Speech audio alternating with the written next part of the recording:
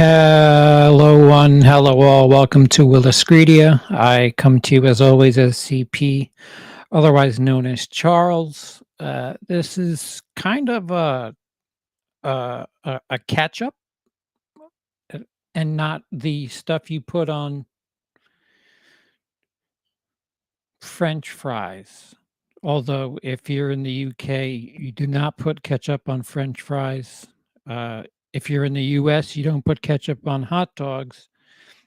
This is more of uh, what I have been doing lately, catching everybody up with the channel things content wise, personally wise, productivity wise, and we're gonna throw some regular old one man show business on top of it all. If we get guests, we get guests. Oh, my phone is telling me I'm live. That's good. Okay, everybody in the chat already. What's up? Oh, and I just wanted to thank everybody. Uh, we got to 10 YouTube members by September 26th, which I greatly appreciate. That was a, a pretty big deal. But of course, to get the most bang for your buck, if you want to support the channel, and this is probably the month where you get the most for your dollar as far as being a patron is concerned. Uh, Patreon.com/WILIscredia. There's the Rob Zombie ranking, which is coming out this weekend. Patrons and channel members have access to the Alice in Chains tier list that I'm co-releasing with Cody Leach. Same can be said with the Rob Zombie ranking. That is Cody Leach and Rudy from Gen X Reviews. We're all kind of releasing those together. And then uh, what I'm going to do, I don't know, I haven't put it up yet. I might do like a live first watch along on Halloween Ends. And if you've got the cock and you wanna watch Halloween Ends with me as it premieres, I don't know if what good I'll be. I probably won't be doing much commentary. I'll be soaking it in, but um, a live first watch, and then of course following that, a spoiler chat.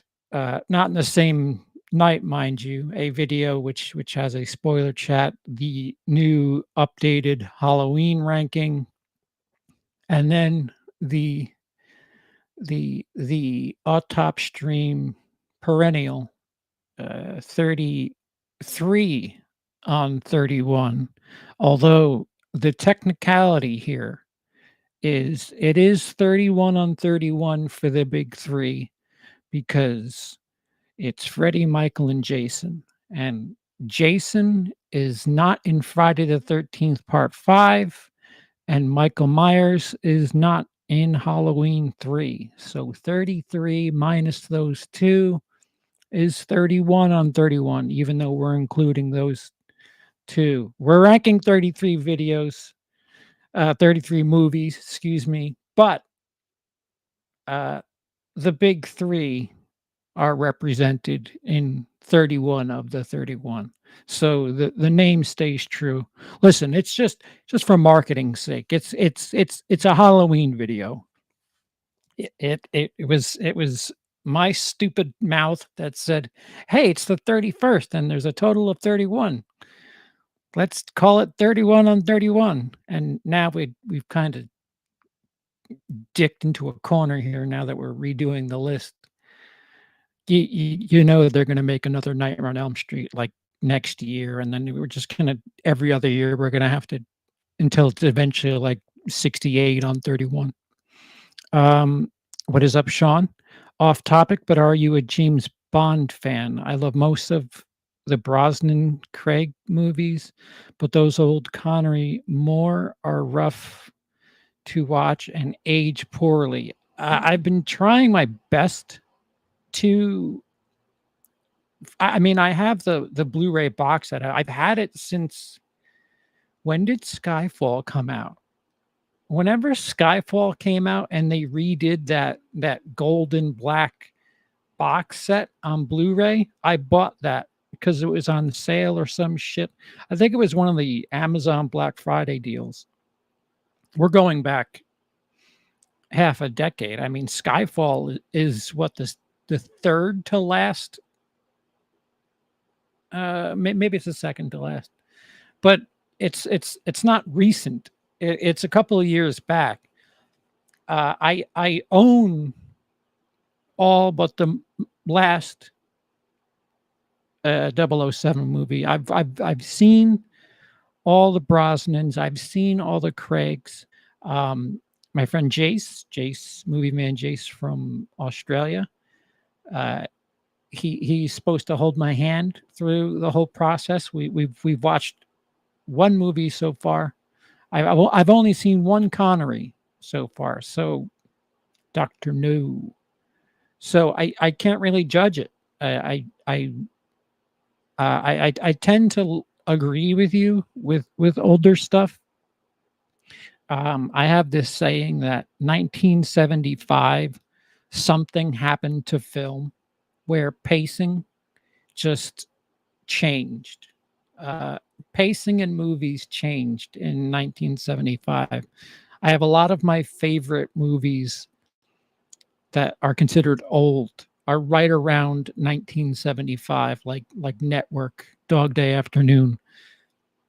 Those are some of my biggies. Network still applies to this day, but that is not 007.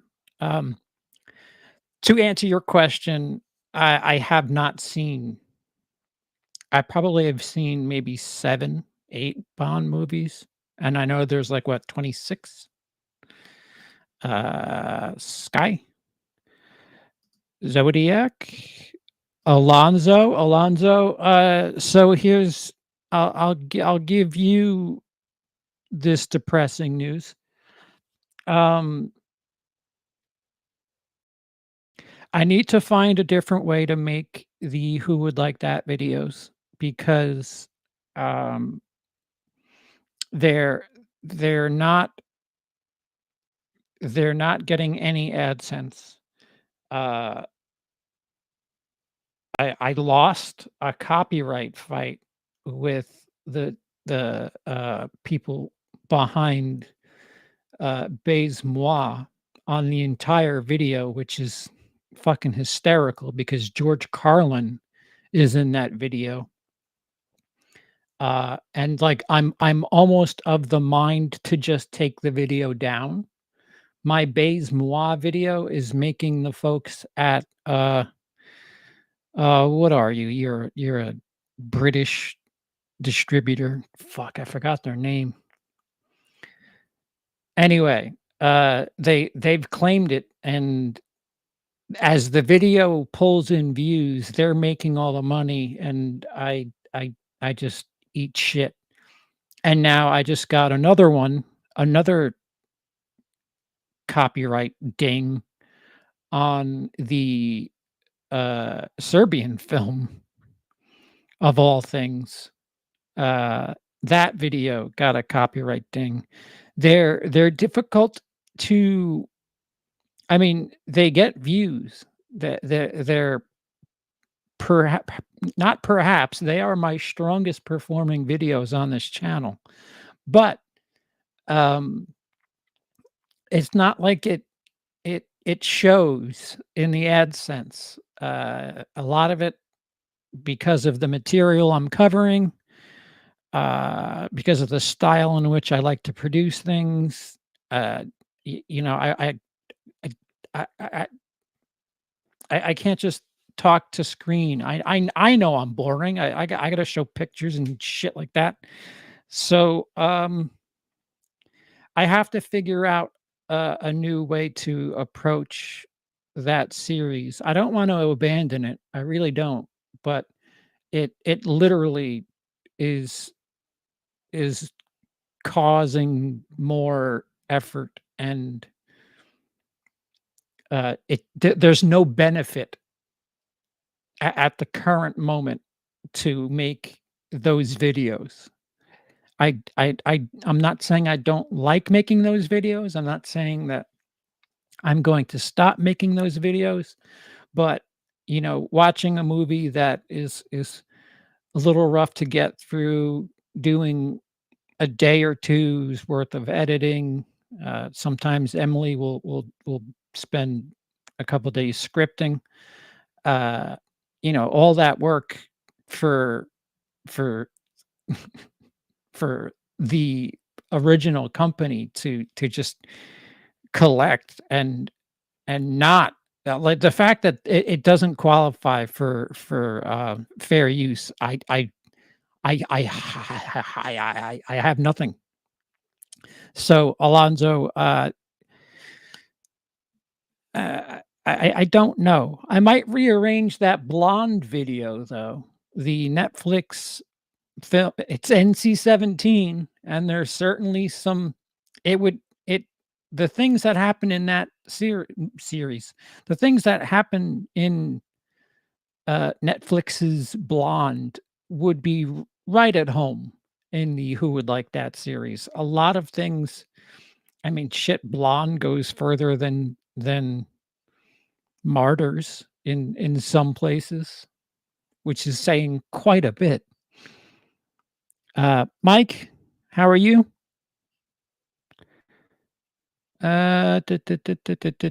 Ryan, Trevor.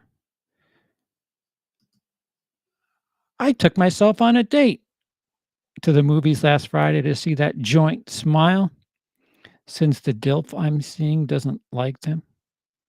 Seeing. Interesting. Why is that in quotes? And OMG, I can't believe I've never done it before last week. What, see a movie by yourself? I don't understand what you can't believe you have never done before last week. See a DILF? We'll get to that, Alonzo. Dice, bonjour.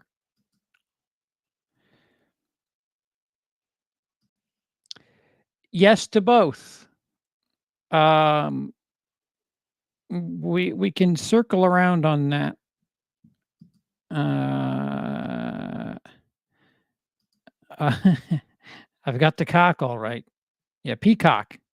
Peacock, Universal's cock. Halloween ends 14th. Can't wait. Yep. I'm afraid I don't have the cock. Well, my uncle has the cock. So if you if you need some provisions from the cock, it may be a day late, but my uncle will be able to share his cock with you. I don't know why people find me offensive. I really don't. 33 on 31. Yeah. Yeah. Yeah, it's a technicality. We're doing Freddie, Michael, Jason, and it's coming on Halloween. Whatever you need to hear to feel settled, tell yourself that. But we're doing all of Nightmare on Elm Street, all of Friday the 13th, and all of Halloween. And and I'm glad because I'd like to update the original video anyway.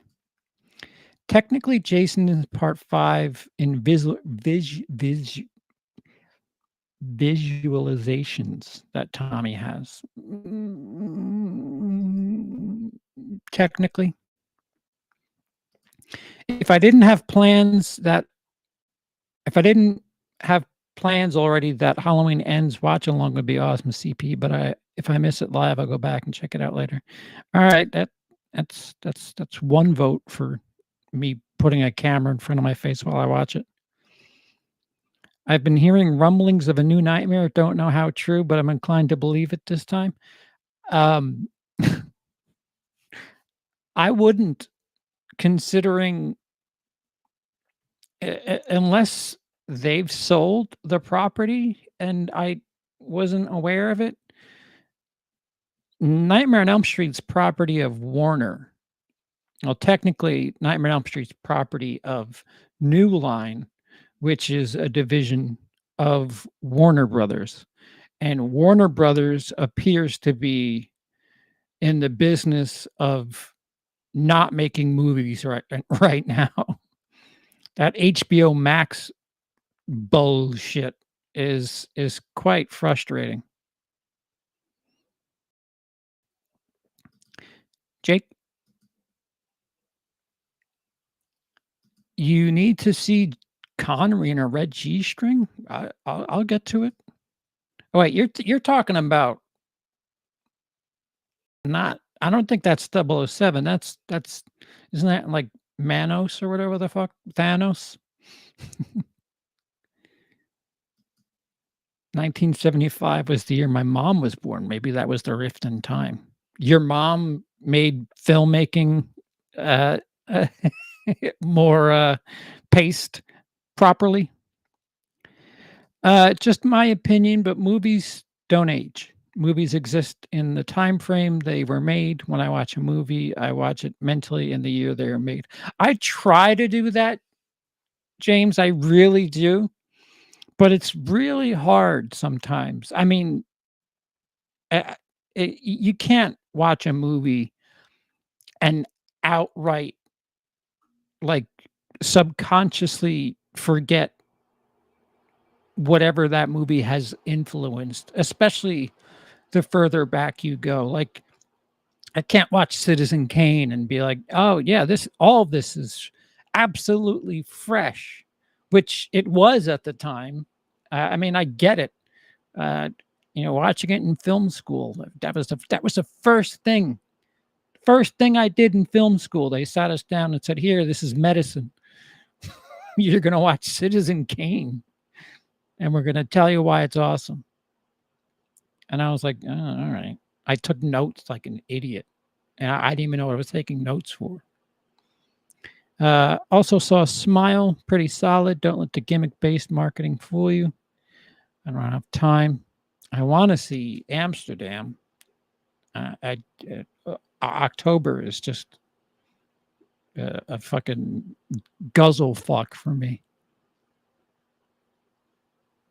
Hit a little too close to home sometimes. Hmm. I agree with that, James. I also think film art in general really can exist in an amoral space. I may not agree with its ethics or ideas, but I recognize it's a great film. Yeah. Hey, Sean, 10 euro super chat. Thank you. I appreciate it, but you don't have to do that. Skyfall came out in 2012. Is it really that long ago? It's 10 years old? I have no hope for a new Nightmare movie. Sadly, I think the series is tied to England. It's not tied to England. It's Warner's property. They would love to do something with it, but as far as the fans are concerned, they don't want to see anybody but Robert Englund do it. Love to be proved wrong. As for ends, I dig the new direction with the copycat killer. I I don't I've tried my best to avoid everything, even though if you watch anything on Peacock, USA, what's the other channel? If you watch any Universal owned television property or shit, even on YouTube, you're getting a 15-second Halloween Ends ad. Uh, I don't I don't know anything about that copycat killer stuff. I don't wanna hear about it. Um, it would make the experience live even fresher. Luckily for me, I have dog shit memory, so I'll probably will forget that by the time I appreciate that, Alonso. I'm not boring, I'm offensive. Somebody watched my stand-up and told me that they were uncomfortable with my joke about, uh, asking 11-year-olds for their phone number, and th I wanted to scream. I wanted to scream so loud. You do not understand what comedy is. Uh, how dare you take my fucking punchline to a bit about excuses and turn it into this disgusting cold thing and get offended by it. Please don't ever watch comedy. I beg of you. Blonde is sparking a lot of heated debate over morality in movies. Yeah, I guess it could also spark some debates about comedy and satire and sense of humor.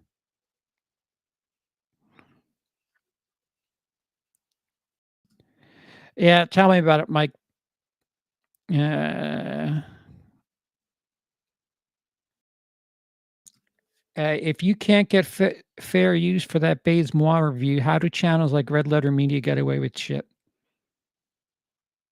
Clout, I'm guessing. Yeah, yeah. I'm a nobody. I fought it and lost, which is the hysterical thing. I'm like, wait, you're claiming something. I mean, if George Carlin's estate, if Kelly Carlin came along and said, "Yeah, you got to get that clip out of there. That's copyright." I would feel better about it. But these people who distribute Bays Moi claimed footage that has George Carlin in it and won. I I didn't know George Carlin was in Bays Moi. Gotta update your IMDb page.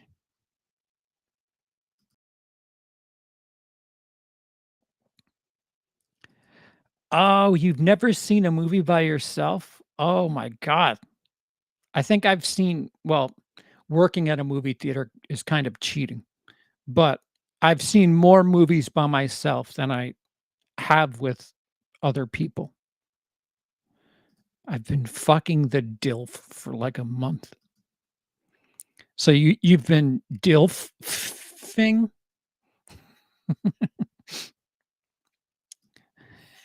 I'll let you know if I need to borrow your uncle's cock. No, no, you could take it. I don't need it back. It's just, your uncle is willing to share his cock. That's mighty nice of him. Hey, listen, my uncle is very friendly. As long as you're willing to accept it, he's happy to share.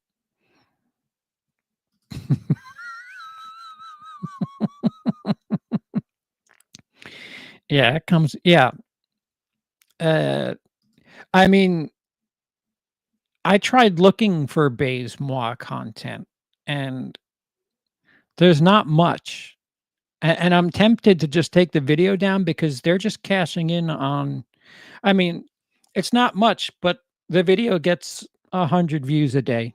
Like, I'm a lock for 100 views a day, and I think it's past 3 or 4,000 views at this point.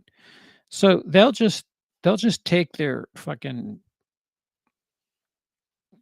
2, 3, $4 a month.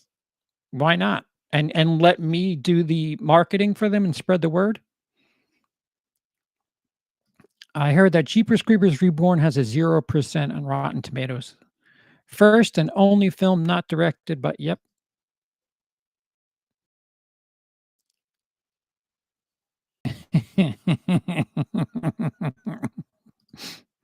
Yeah, I have access to that. I don't know. October is like WILIscredia busy season, so I don't know what the fuck time I'm devoting. I'm actually devoting time to doing a Rob Zombie ranking, for fuck's sake, in October. Fucking I don't know what why, who. Remember when New Line used to be a genre-oriented sub-company of Warner Brothers? Now it's just like Warner Brothers. They even changed the logo to have the same color scheme. Yeah, I do remember that. Yes, Amsterdam.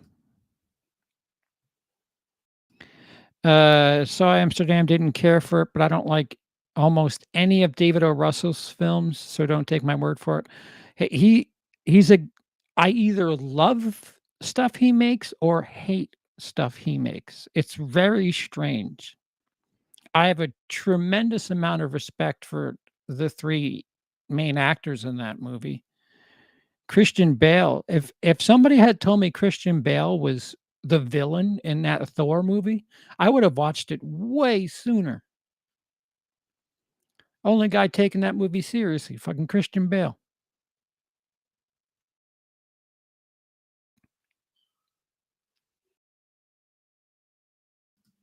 I could give a shit about the big franchises after all these little indie horrors this year, aside from The Black Phone, which was made by a big studio and also excellent. That is on the cock right now if you wanna watch it. That is a Peacock movie. It's a Blumhouse movie under the Universal umbrella. I hope the trend continues. I agree. Just dropping in and say, love thumbnail. Black Sabbath is a super overlooked classic horror film. I need to see it. Eventually, I will get to the Shudder 101 scariest moments in horror history.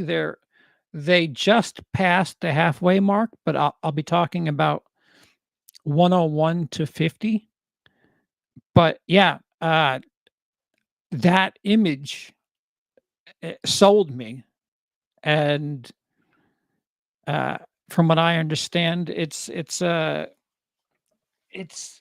three separate stories. It's not that is from Drop of Water, I believe, is the title of the sub sub story.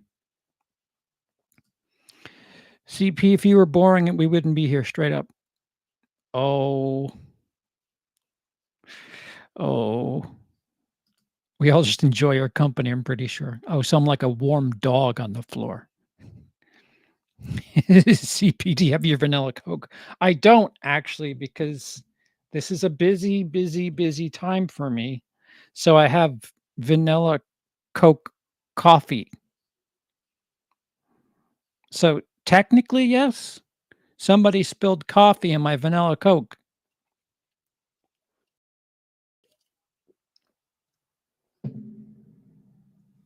and they put it in a thin-dicked Red Bull can.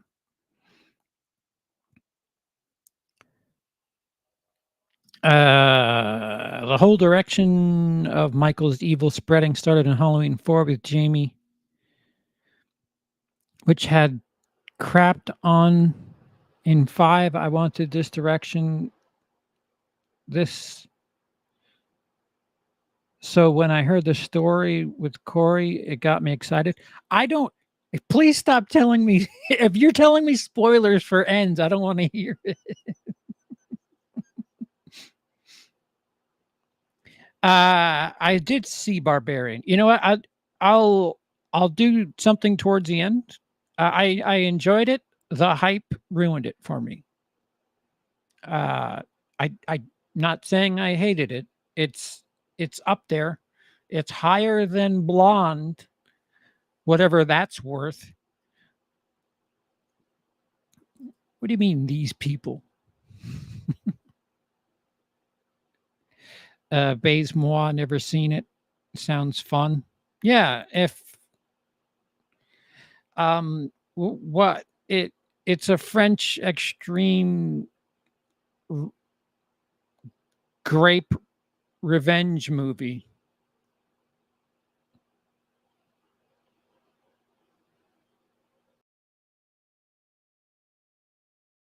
I guess DILF in this case is dad. I like fucking. Yeah, I, I, I figured. As for the super chat, consider it a vanilla Coke gift. Oh, I appreciate it. Well, vanilla Coke with coffee. I will say this: Amsterdam is better cast than a lot of his stuff, aside from Adams and Bale. American Hustle is miscast. American Hustle. Okay, I remember that. Yeah. Jennifer Lawrence was miscast by him several times. Jennifer Lawrence, it seemed like she was attached to his hip for a couple of movies. I love the Shudder 100 Scariest Moments Countdown. New episode uploads on Wednesdays. There's 4 episodes online so far. There's 5 now. Um, I'll be going over they have checklists on their Twitter page. I'll be going over 101 to 50.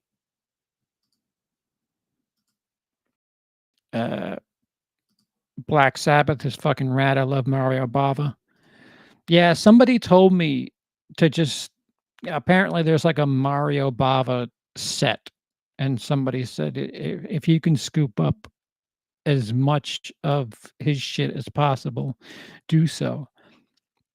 And I was like, yeah, I'm in the process of replacing everything that fucking British airport lost, but on the to-do list. Thank you. The villain in Barbarian was so attractive.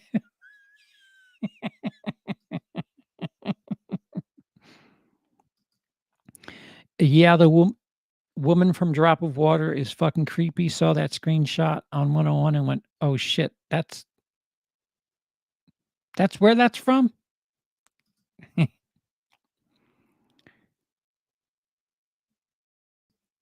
Wow, Rob Zombie's a brilliant filmmaker, and Sherry Moon is a brilliant actress. Hush up, CP jokes. He has made one good movie, The Devil's Rejects, great gritty Western revenge. Yeah, it's hard doing a ranking when you don't like more than you like. That is what I'll say about this upcoming project. I like Lords of Salem, beautiful in some of them cathedral looking shots. I have a theory, and you're basically getting a spoiler for what I have to say about that movie in the ranking. That is the closest thing to a mainstream looking movie that Rob Zombie has ever done. And I'm excluding Munsters because that's like fucking carnival shit with the color palette. Uh, I think he did Halloween 2, 2009. Uh, Lords of Salem was the last time somebody gave him money, and he tried to do it legit. Like he made a movie that looked like something. If you turn your head and look back and close your ears sometimes, because some of the dialogue is definitely zombie-ish. Um, it's the closest thing to a mainstream film he's made, and the thing that weighs that movie down is Sherry Moon Zombie. Give me any other actress and put her in the lead, and that movie makes more than it did. It made $1.5 million worldwide. and that was it for Rob Zombie. He tried playing by our rules while still casting his wife in the lead, and she just doesn't have it. If he can't get the best out of her, she doesn't have it. That's the most polite way I can put it. Um, if I were making movies and Emily wasn't, you know, performing, I we're quite honest with each other when it comes to creativity and things like that. You want to have the best possible thing. Why would you go on thinking that, well, I'm in it, so that's all that matters. No, you'd wanna improve and make the best thing possible, not just make the thing. I mean, I don't know. I I think what was Lords of Salem, 2012? If you put 2012, uh, I'm trying to think of a pseudo B minus, C plus relevant actress from around 2012 and put her in the lead, that movie makes $10 million. The ending's a little what the fuck, but the movie's mainstream looking enough where it just needed something to pull Joe Sixpack in. It looked convincing. It just had no star power. And sorry, Rob Zombie's name as a director it's not star power. If you're making music, I mean, he's headlining a tour right now as a musician. That's the star power he has, but to get asses into a movie theater, his name alone, he's not Quentin Tarantino. And even Quentin Tarantino manages to pull in, Samuel L. Jackson, Brad Pitt, and the like. You gotta give us one. You can't Kevin Smith it, because Kevin Smith does movies with his friends, and he's got a crowd fund because nobody knows who the fuck those people are, unless, of course, Ben Affleck throws him a bone, and then he makes Jersey Girl. Ugh. I saw the Munsters. Yeah, no spoilers, but Sherry Moon is garbage, and Herman Munster's just annoying. The Count is funny. I will say that. That movie hurt. That movie hurt to watch.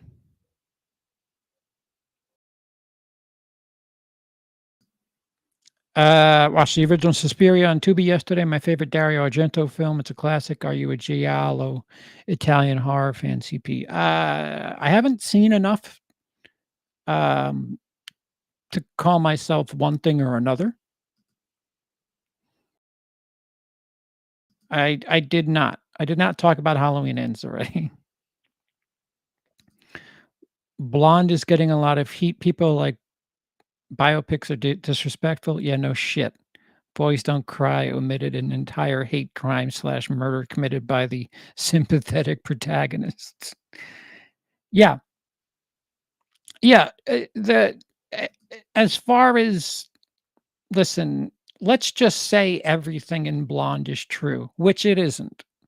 It's vastly exaggerated. As far as telling a story is concerned, you don't have the proper balance in that movie. There's no juxtaposition where they could have played it where, because she has these lines multiple times where she says, "That's not me, that's Marilyn Monroe. That's not me they're talking about. That's Marilyn Monroe they're talking about."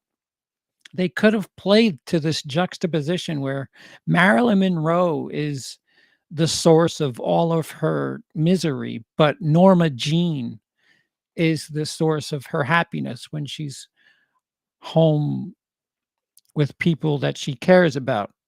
And you'd also have to show us what emotions are like and not just have her go on dates and then be married.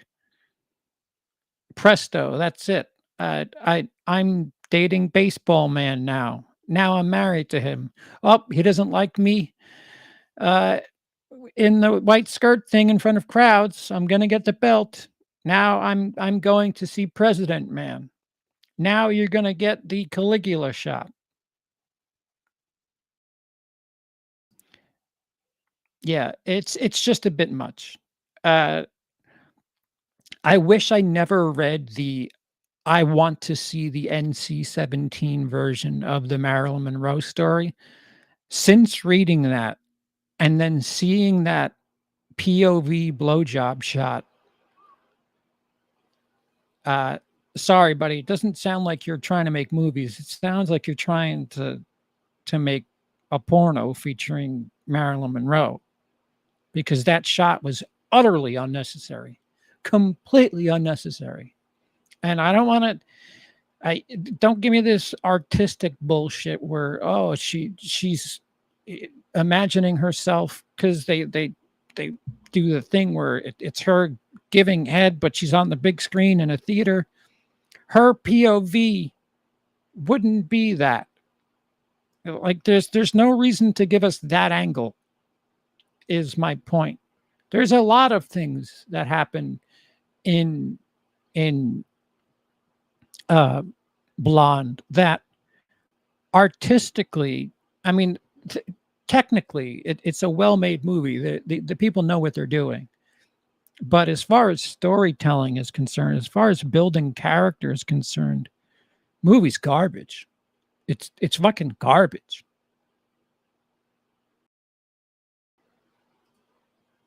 Oh, you poor thing. Actually, no, that's probably better.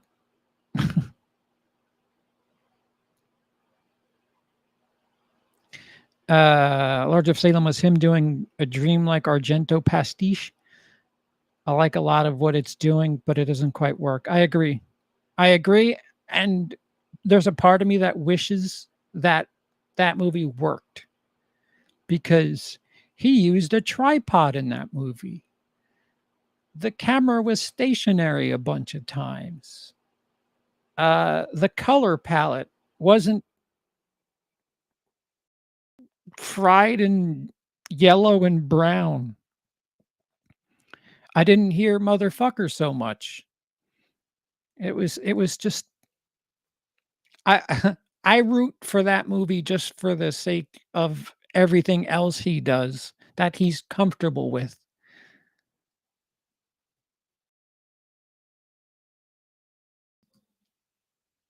Yeah, I'll let you wait to hear my opinion on her. It's a bit disrespectful because there's a point where they say that she's mentally unfit, and her doing a caricature of people with mental disabilities is garbage. Uh, his wife is a horrible actress and ruins his films. Those are your words. I don't disagree with them.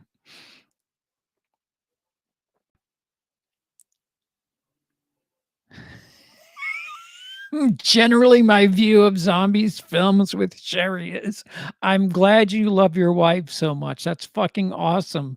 Can we please have someone else?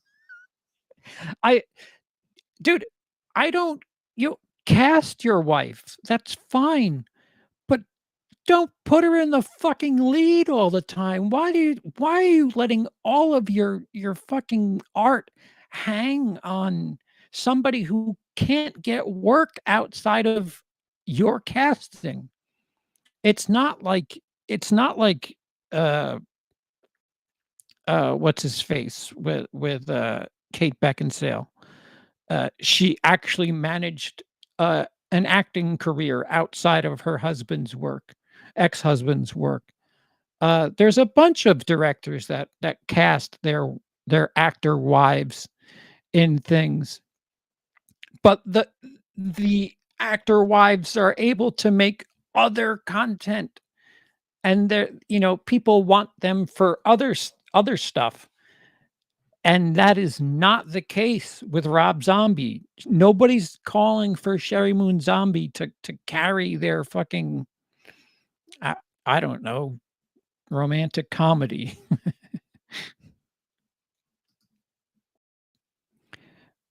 Euro art house horror, that movie is never gonna make money. No, I just mean compared to the normal grindhouse Rob Zombie look, like I said, the fact that it was on sticks. Oh my god. God bless you, Rob Zombie. Thank you for keeping the camera still.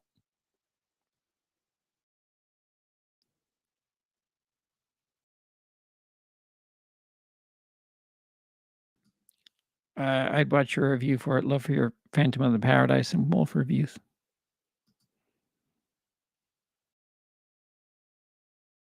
Lords of Salem reminded me very much of Rosemary's Baby. Well, the neighbors certainly helped that.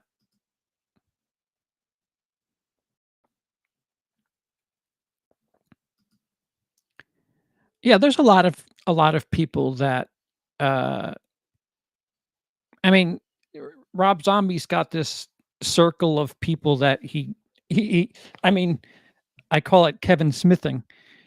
He's got like 5 or 6 regulars that he always brings along, and poor Jeff Jeff Daniel Phillips, is the one that I think is being held down by his association with Rob Zombie.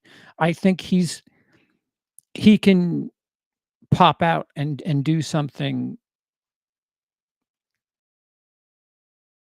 stronger, and he needs Sherry Moon's roles is what I'm saying.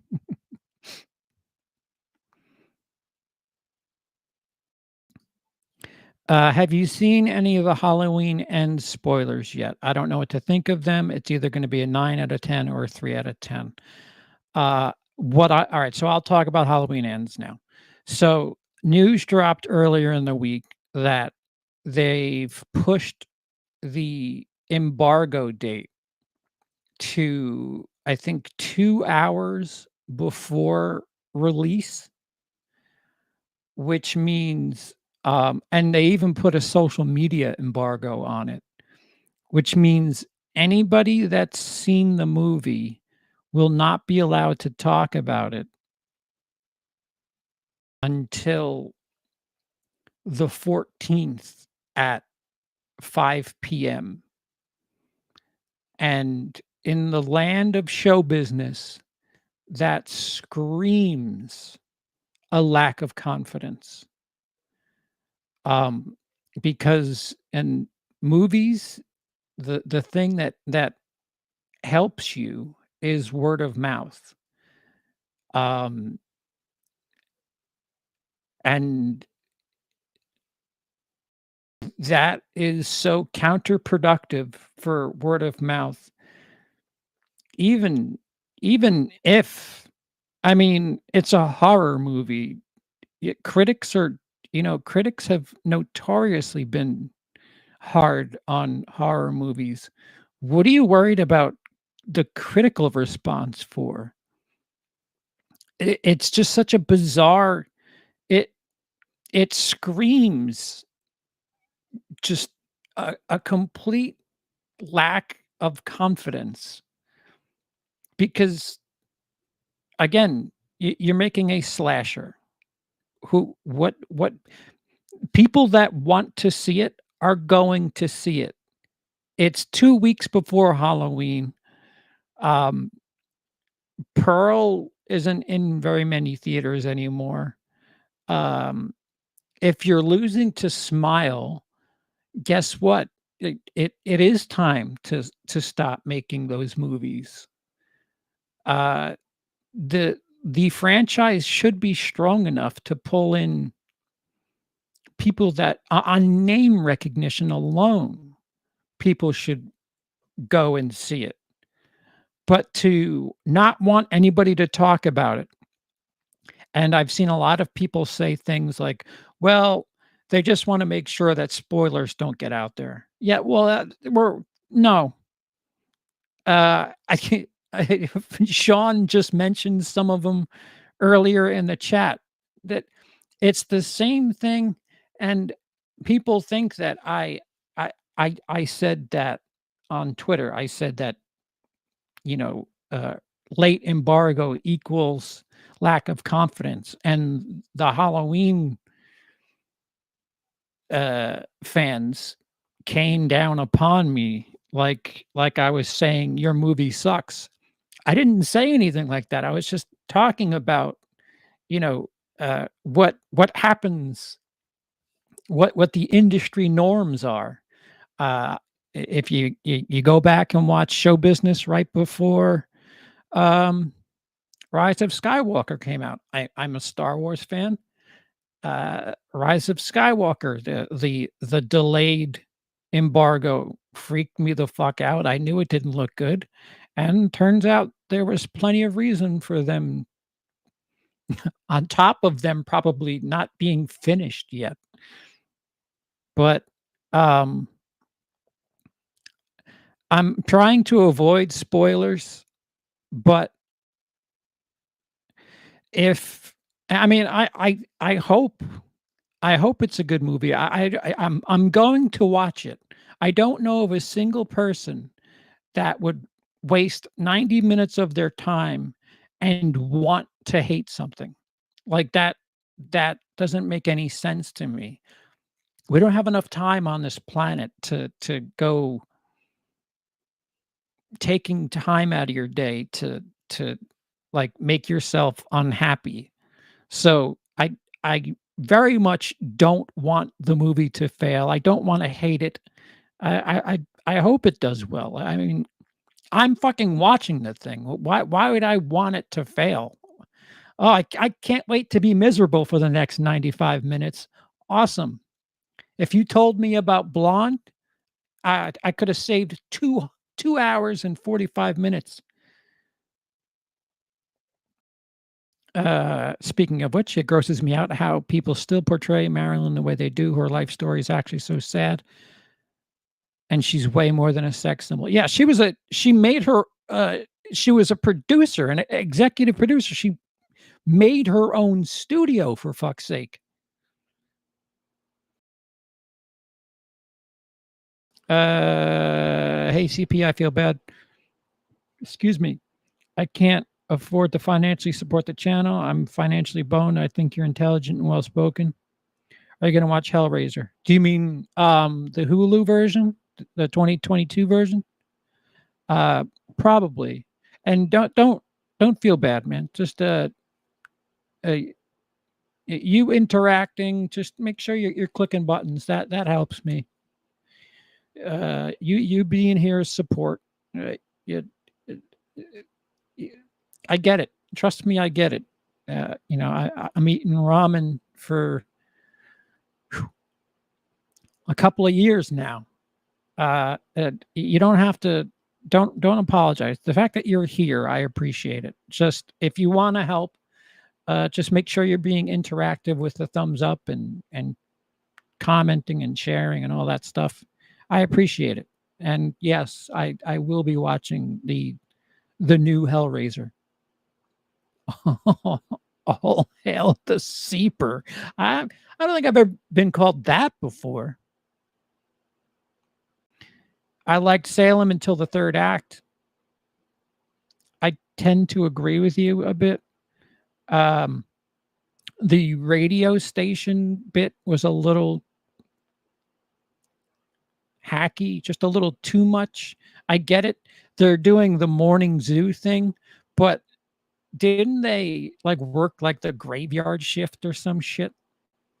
Really, really strange. No radio station in 2012 would pay 3 DJs for the overnight shift to do a morning zoo style, uh, radio show. And the other thing that I thought was odd about Lords of Salem was Sherry Moon Zombie always slept with her ass out and whatever her pants or skirt halfway down her thighs. And it wasn't like there was somebody else in the house with her. It wasn't post coitus or anything. She there's 2 shots in particular where, she's laying face down on the bed, ass out, but her skirt and or pants are, like, on her thighs, and it's just like, "What? Who sleeps like that?" I would feel restricted.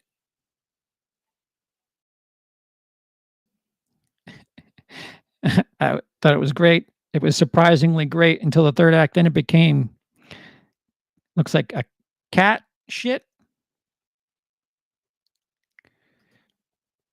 Rob Zombie is probably the most frustrated movie director in Hollywood. Really? Why would you think he's frustrated?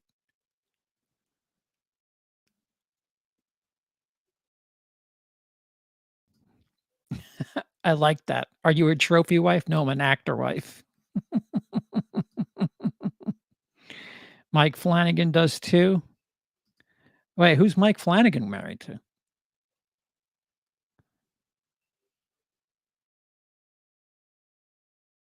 What's going on, Wheel? I saw Halloween spoilers. Can't wait to see it.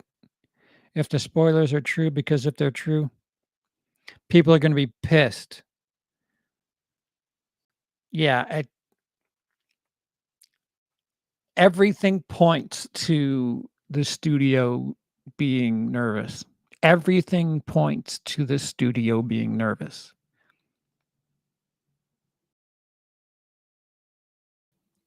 I mean, I I hope I'm wrong. I really do. But this is again, if we were talking about Avatar 2, nobody would be jumping down my throat about it. But Halloween has such a it's weird that Halloween fans are like that. They should be they should be Wicker Man fans because that's kind of the way they act sometimes, is like the people in Wicker Man, jumping to the movie's defense when I'm not even saying anything about the film itself, just what the studio's, morale is behind it. It's really like, you guys are really insecure about something.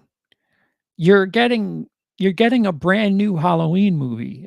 I haven't had a brand new Jason movie in 13 years. Just if it sucks, who cares? Would it be the first time a Halloween movie sucked? Because if you say yes, then I I feel bad for you.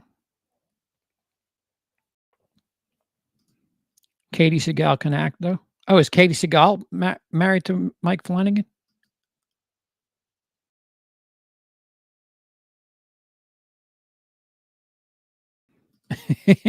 In Rob Zombie's Halloween, Sherry Moon shoots herself with a gun. Then I'm like, "Oh, great, she shouldn't be in Halloween 2 then." But of course she is. She's reincarnated as a ghost with a white horse. Yeah, and and no no, I almost feel like she was like, "Make me a ghost so I don't have to emote, like, at all."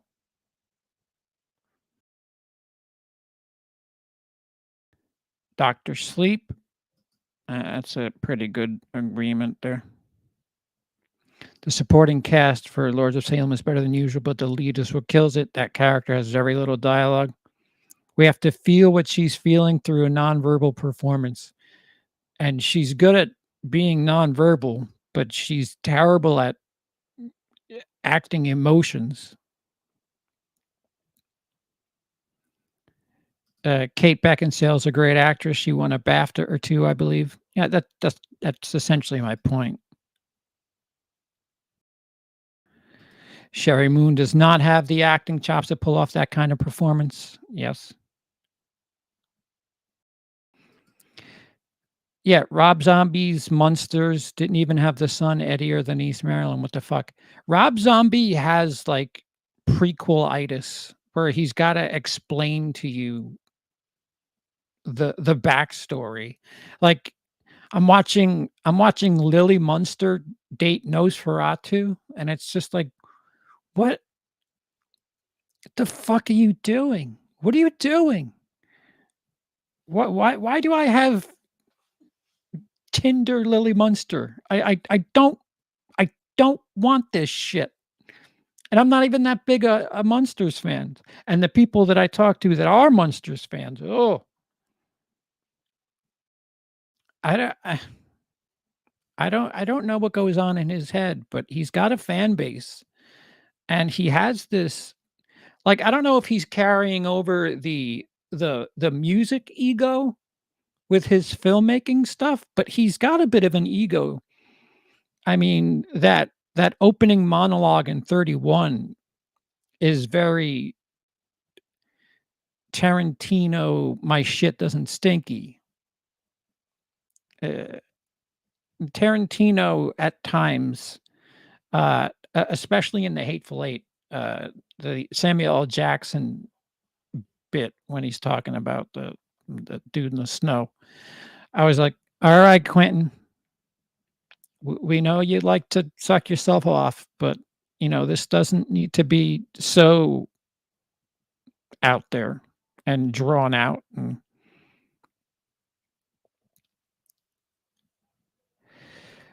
do they care about word of mouth when it's on Peacock? Yes.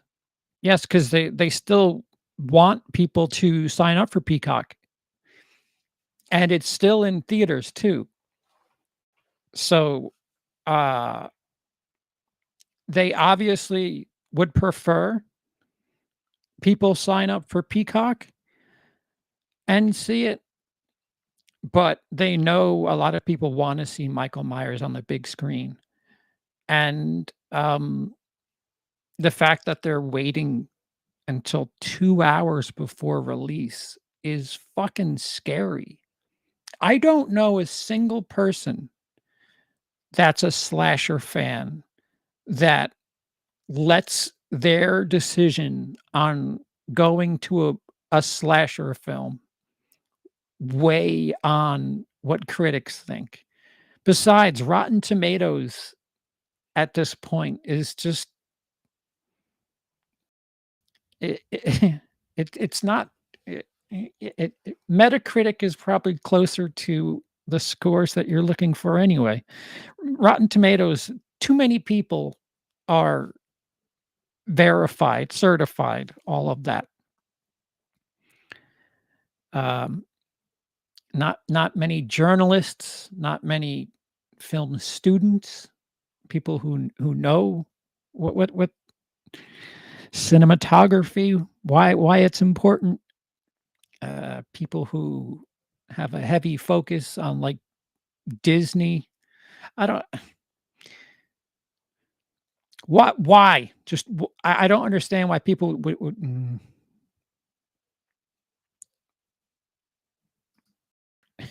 is a brilliant pile of shit. If Halloween Ends is outweighed by Smile, yeah. I don't think it will be the weekend of the 14th, but if, when all is said and done,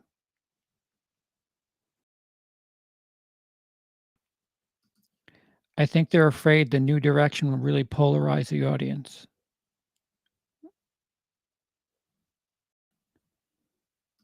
Wait, what? I heard Jamie Lee Curtis was accompanied by a guard to make sure she wouldn't spoil anything while watching the movie?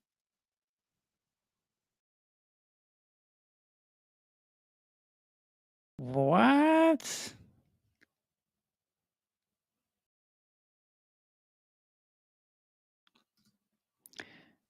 You're right, Alonzo, except he did manage to squeeze a shit into his family movie.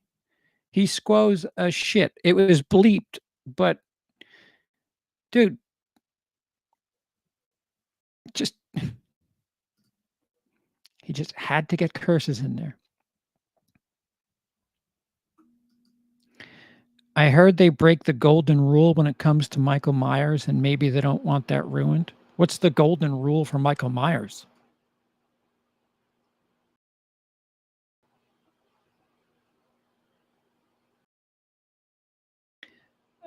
This whole David Gordon Green Halloween trilogy has had so much hype each time, and that raises the level of expectation only for certain fans to be disappointed. I'm telling you, as somebody who absolutely loved the version of Kills that I saw, I don't know why they made changes. And then what COVID caused, like they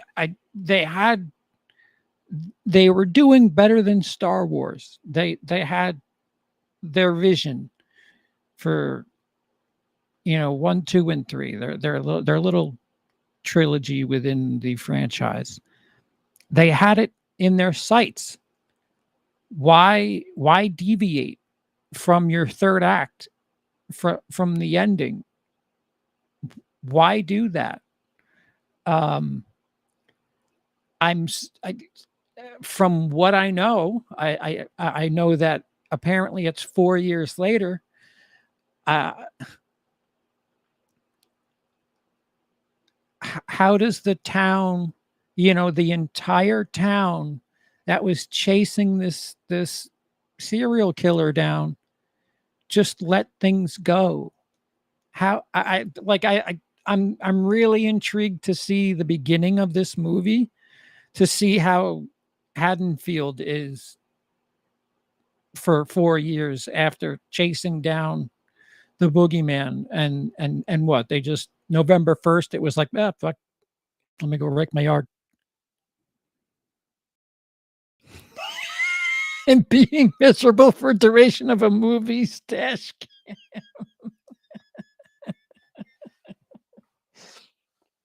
Bingo. Oh, yeah, there's another person I don't want in a Rob Zombie movie. Whoever that was in Dashcam.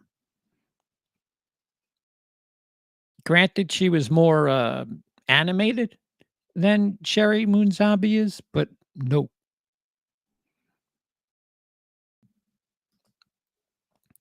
We do need a Friday the 13th film. I want Sean S. Cunningham to direct perhaps an origin story slash prequel for Jason, so we can see how he became the way he is. Everything else has been done with him. He owns the title Friday the 13th.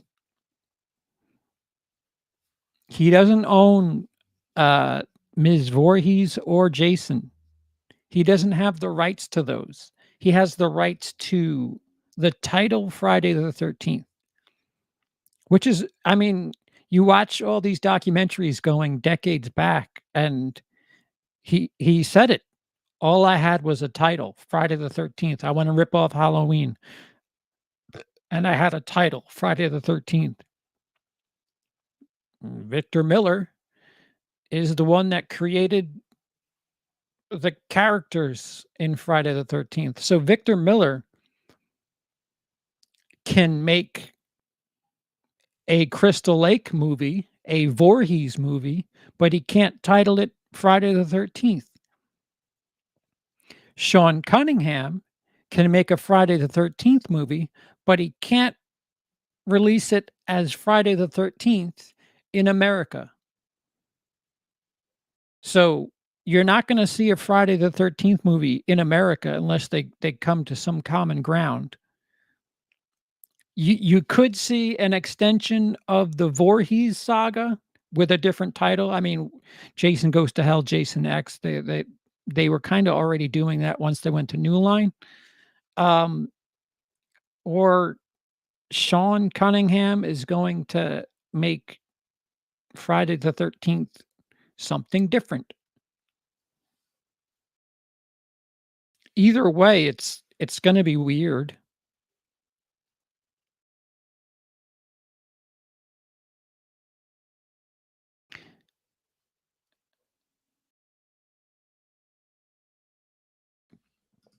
Netflix drops another Jeffrey Dahmer series tomorrow. Another one? The 3rd installment of the serial killer tapes following the other 2 on Ted Bundy and John Wayne Gacy. I think I think we need to calm down with the serial killers. Uh, Dahmer, eh, I mean, I won't lie, it's a captivating series, but some people don't understand that, Jeffrey Dahmer is a real person that did fucked up shit. He's not like Michael Myers, who's a fictional character who does fucked up shit. There are some people that watch these programs and there's no difference. It's both the same thing. Oh, badass serial killer. No, not a badass serial killer. The guy ate people. The guy took advantage of some uh, the poorest, most uh, dare I say, unwanted people in Wisconsin with the choices he made. And I forgot where I read somebody said that it was all an allegory for homosexuality, and I was like, I think he was gonna kill them anyway. It's not like he was hiding the fact that he was gay, and then, like, that's what he was doing to hide it. If you say "Seeper" 5 times in a darkly lit room with a mirror, see people appear in your house, and drink all your vanilla Coke, yeah, you better stock up before you get to the mirror. Alright, I'm gonna try to cruise through some of this.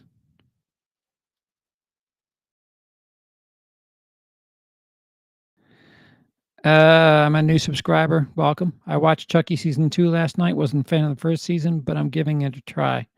What are your thoughts? Did you watch it last night? Oh, excellent question. Um, so I wasn't the biggest of fans of the season premiere of season 1 of Chucky. Although I would say that I feel like season 1 had a stronger premiere than season 2. Um, but that's not saying too much because I was a fan of Dexter's season premiere last year, and that ended up making me very upset by series end. Um, I get it. I get that Don Mancini is putting a lot of himself into this movie, but, um, you still have a horror aspect to this thing. It felt very WB at moments. Um, the chemistry between the boyfriend, I I don't feel it. The closed mouth kissing like you were dared to do it, uh, I'm it's not convincing. I'm sorry. If you're gonna go to the lengths to do that, I mean, this is supposed to be the culmination of them, showing themselves, kissing in front of the foster parents, and it looks like 2 people that were dared to do something that they don't wanna do, not something that they were, 2 people who are in love and excited to do. Um, and I don't know, how old are they? That's the other thing. Somebody said, "Do we ever watch, teenagers talk about sex or kiss, and I don't have the answer to that question. It's a good question. I've never really thought about it unless, of course, they're 11 years old, then I get their phone number. I'm kidding. I'm kidding. That is a callback to an inside joke that, somebody just doesn't understand what my set is. Yeah, I would assume Alonzo. I think they're both gonna die. I mean, there's that line where I mean, in the marketing, Laurie says, "Well, if we both have to die, then so be it." Okay.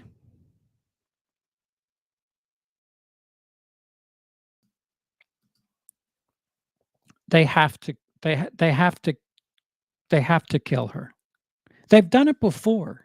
I mean, I what I don't understand about all the speculation and everybody getting all bent out of shape about Halloween Ends is you've seen Jamie Lee Curtis's character die a couple times. So what's the big deal if it happens again? They clearly don't care about retconning. So if you throw enough of a stink, they'll do it all over again.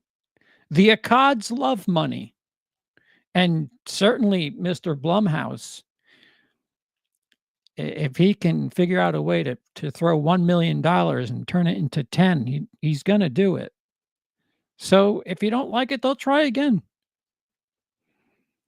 Kill Michael. Oh, we've never seen that done before. I woke up to see my ex with her shirt hiked up over her head and her arms tangled up in it, so I've seen weirder sleeping positions.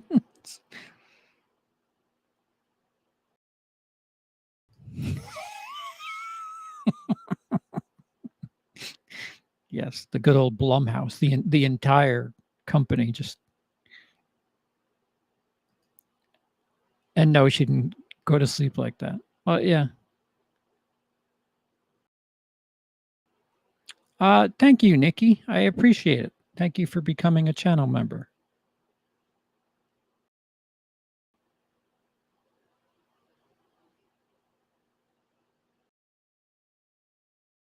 Are there anybody that's alive? With a kid? Would the kid be alive still from the original Munsters? I don't know. That's a good question. The phrase for the night is the cock.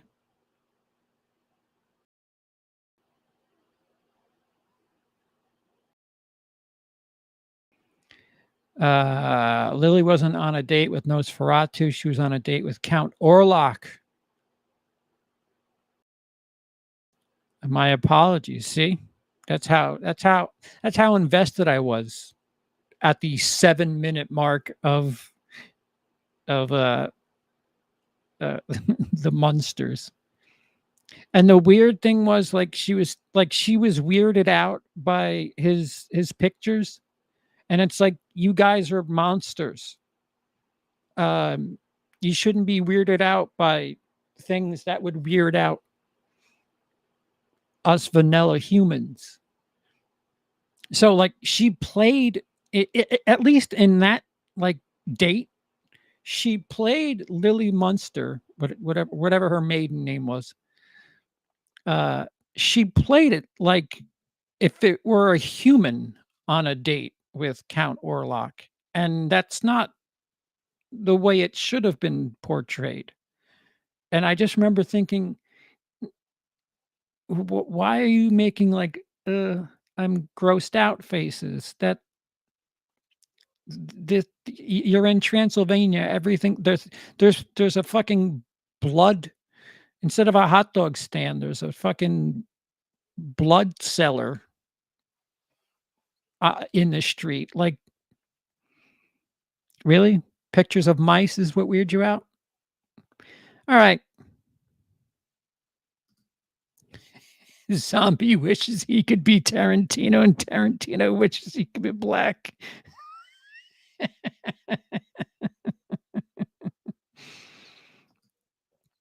I nope, you got me. I feel like the Halloween base is so strong that they care more about keeping the spoilers to a minimum than trying to get butts in seats. They built it the base of people will come.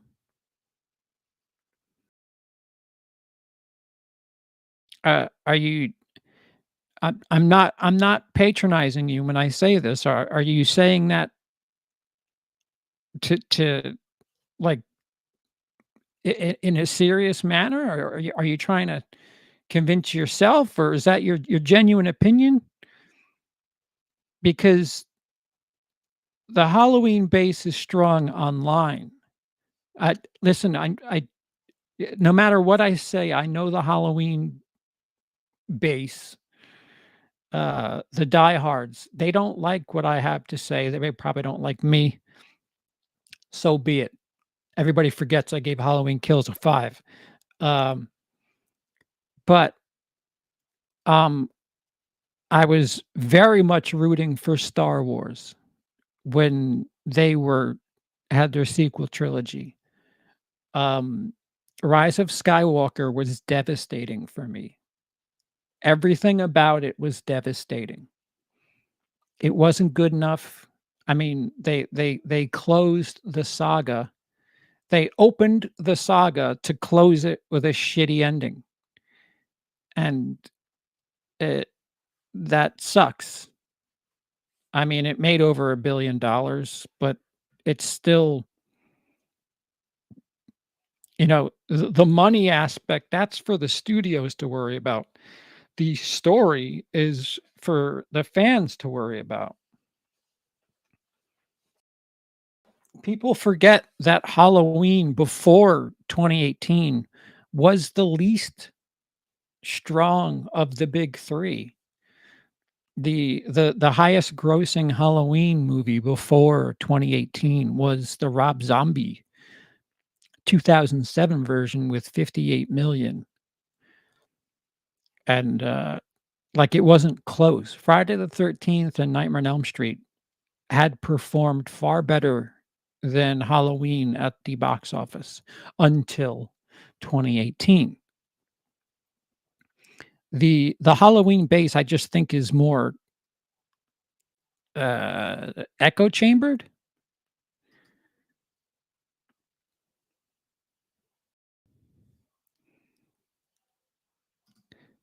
That's you got it right, James.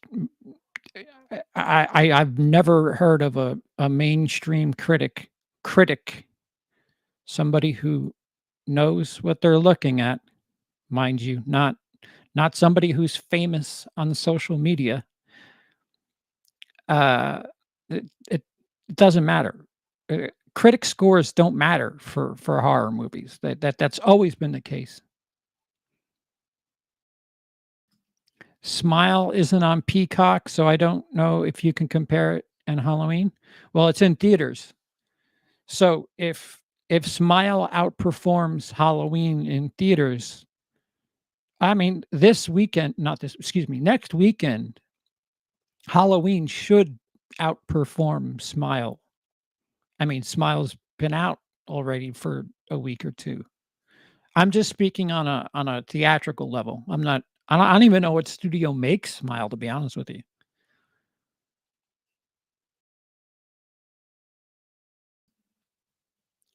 Hello, everyone. Best channel ever, in my opinion. Well, you need to watch more YouTube channels, but I appreciate the compliment.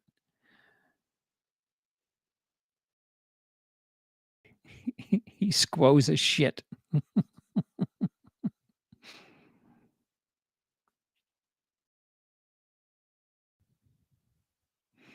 Just trying to catch up.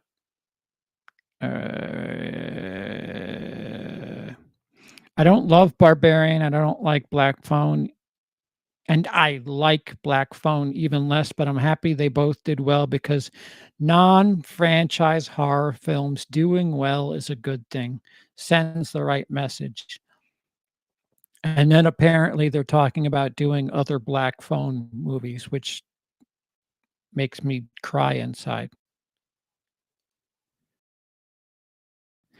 Contractually, Michael Myers is not allowed to be killed definitely? Is that a fact? That's gotta be the Akkads working. That has to be the Akkads that put that in there. If that's true, can somebody double check that? Fuck, I have so many windows open, and I'm so far behind on the chat. Alonzo, see, that was what I liked about 2018 and Kills, is that you could literally watch 2018 and Kills back to back, and it feels like they were made in the same night. There's so much that, like, as horror fans, we so rarely get continuity, and Halloween had a chance to hammer it home with a trilogy of everything happening in one night, and then they opted to change the script, uh, uh, due to what? Like, I'm dying to know why they pivoted.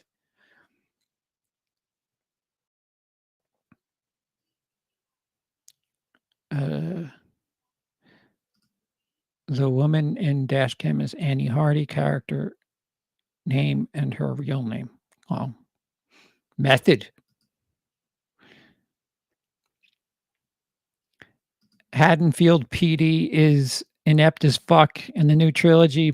Michael just been chilling in a sewer hole. I'm still excited to see Halloween Ends. I want it to be entertaining. Right. And that's what like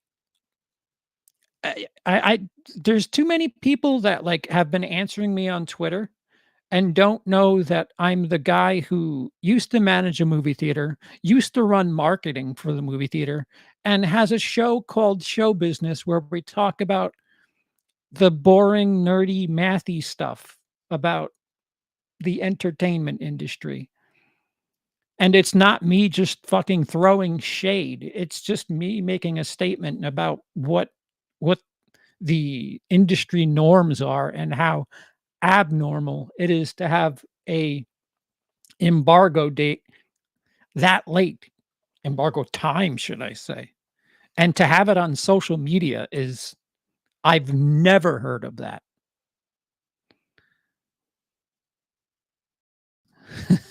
The golden rule should have been not to have Myers get kung fu cucked by Buster Rhymes.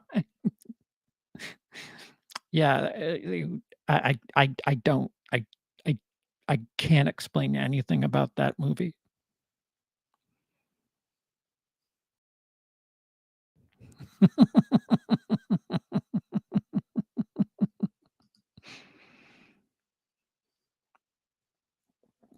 Uh, I like how Ryan Murphy is teasing future serial killer series like their MCU characters. What a clown. Yeah, um, that's what the problem with horror, true crime culture is. Uh, these people aren't cool. They're fucked up. They did some horrible shit. Fiction, whatever. But how much do you need to hear about Ted Bundy? What the fuck? Ted Bundy, Jeffrey Dahmer, like you're just glorifying these people.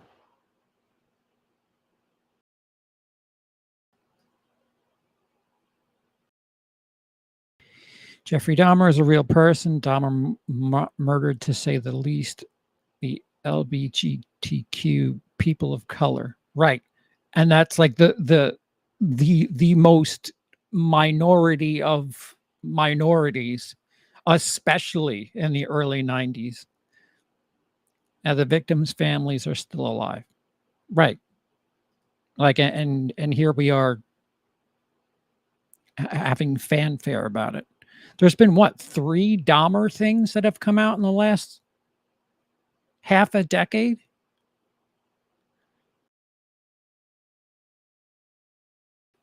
Yeah, yeah, Alonzo, you're right in Jeffrey Dahmer's wheelhouse.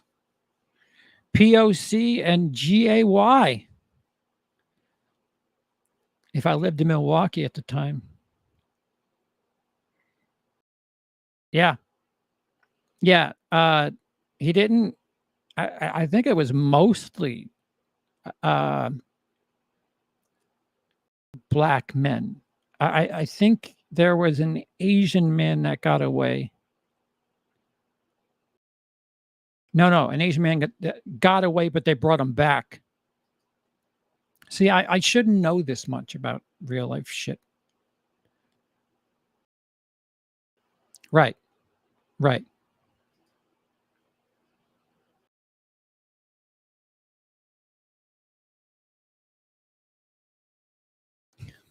My favorite response to people thirsting after Evan Peters' version of Dahmer is, "If Dahmer only took home people he was thought were gorgeous, you'd be totally safe with him."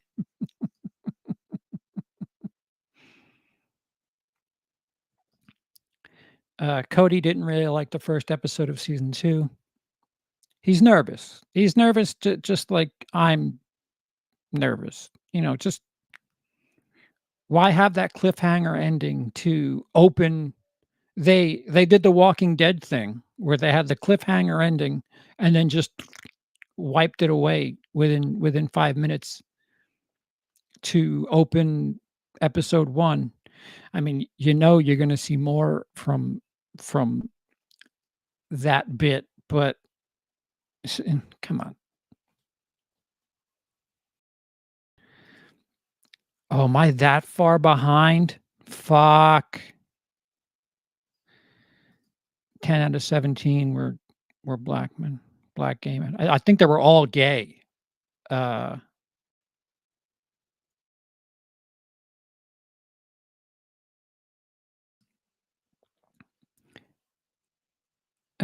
Hannibal Lecter and Silence of the Lambs think, "Oh, serial killers are charming, sophisticated, highly intelligent badasses," when in reality, they're dull as fuck. Yes. Yeah. Yeah, they're like the scum of society. Like, what are you looking up to them for? There's so much. Don't turn into them. Like, what the fuck? Henry, Portrait of a Serial Killer. That's what killers are like. Yeah. It's crazy how meta and unfortunately dead on. What is that 2006 movie where the guy has a camera crew with him and he's got a weird mask on. What the fuck is the name of it? Like he's a serial killer, but it's a fiction, but he's a serial killer and he's got a camera crew with him, unmasked, I think.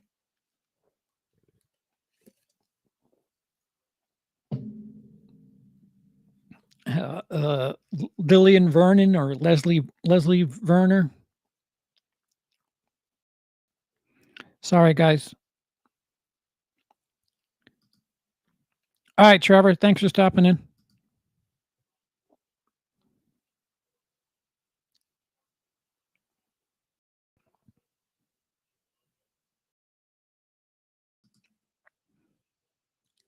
Serial killers are mentally destroyed before they victimize people. They're damaged and not losers in the conventional sense. Society should think of how to prevent it. Problem is, most people who are damaged in that sense don't have the the tools to ask for help. So it's a catch 22.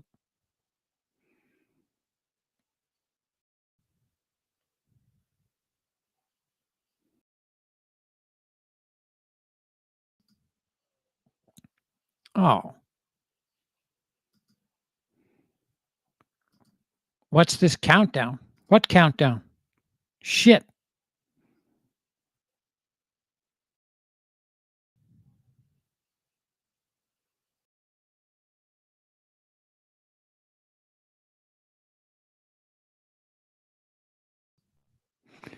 Um, Yeah, yeah, they cover that in a Netflix thing too.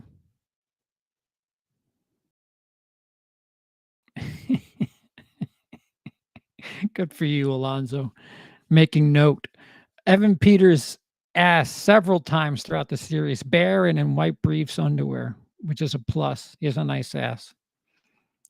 Equal opportunity nudity.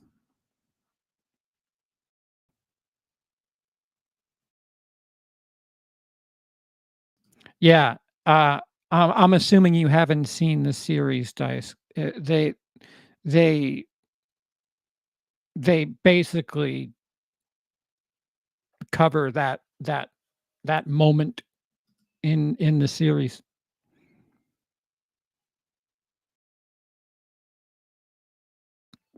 All right, I'm catching up. Behind the Mask: Rise of Leslie Vernon. I was kind of close. He had 2 14-year-olds. Yeah, yeah, yeah. I just want to. I'm getting to it. Let me catch up. Am I caught up? The contract clause was real. Did Dice look it up?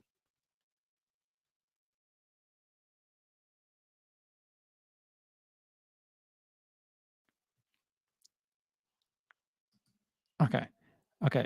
I actually met Stuart Gordon, the director of Reanimator, after seeing his play Taste about 8 years ago.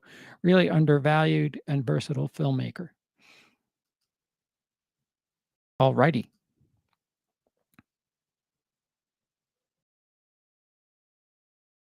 10 were black, 1 was Hispanic, and 2 were Asian. Oh, he did go after a couple of white guys, but he clearly had a taste. He had a preference. Okay, so I am one of the few people who have released horror content that have never had any sort of sponsorship or partnership with Shudder, but I need to say that this month they're fucking killing it. They're absolutely killing it. I really enjoyed their documentary on uh, black horror, horror noir, I believe was the title of it, and it talks about how people of color were represented in horror and the history of that. They have a very similar docu series they're releasing about queer dice title queer for horror. What is it called? I know it's queer something. Uh, Queer for Fear. I should have known that it rhymes. Yeah, so I saw the first episode of that. Uh, there's somebody that really kind of gets under my skin, and other than that, I'm having a brilliant time with the series. There's just somebody's person, like their tone. I I don't like people who sound like they're annoyed all the time, and there's somebody that is part of the dais that just constantly has this "I'm annoyed" tone in their voice, which is it's grating. Which, every Friday, they're releasing new parts to that Queer for Fear. If you thought horror noir was informative, Queer for Fear, shit, uh, I thought I knew a ton of stuff about Dracula and it being like euphemisms for lust and metaphors for sex and things like that, and then you'd find out more stuff about Nosferatu and how it like I don't wanna spoil it for you guys, but there's just you'd be surprised, and I didn't know Mary Shelley. Well, I didn't know much about what her sexual preference was because I don't fucking care, to be honest with you, but, um, it's interesting knowing that and how it contributes to how Frankenstein is told. There are a couple of people that have perspectives that are a little young in this Queer for Fear series where I don't think Frankenstein is entirely a metaphor for homosexuality about men wanting to create bodies because they can't. I think there's a form of men want to or just people wanting to be like a god and our fucking infinite fear of death has something to do with it. I don't think it's strictly a pregnancy thing or a lack of their. Oh, yeah, the horror is basically like it's so much easier to disguise messages in horror than it is in a lot of other movies or a lot of other genres. There's also a pretty cool documentary on Shudder about found footage. I enjoyed the Eli Roth History of Horror series. Also, In the Search of Darkness, Part 1 and 2 explores 80s horror. Gary Oldman Dracula is one of his best evil laughs in cinema history. Okay, so, and again, I'm not being influenced at all by Shudder, but if there's a month to try it out, it's October. Just like if there's a month to be a patron of WILIscredia, it's October. Um,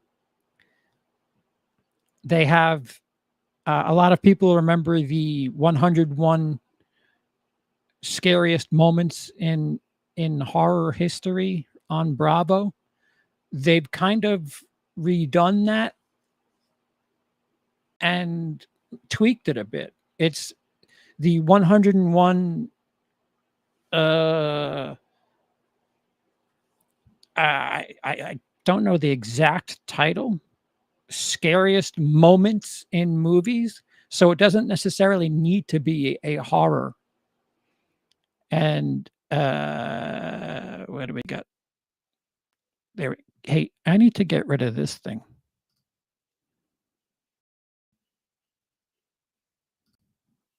Hey, there I am. Hi. Hi. Okay, so the 101 scariest horror movie moments of all time. And this is their checklist, which they tweet out every Wednesday. There's new episodes every Wednesday. I won't be talking about the episode that aired yesterday, so I'm only going up till 50. Um, so there's It Follows. What happened? Which I don't know if you guys want me spoiling what part of the movies they're mentioning. Which I've seen. It Follows. The Orphanage I have not seen. The Salem's Lot thing, I would agree with.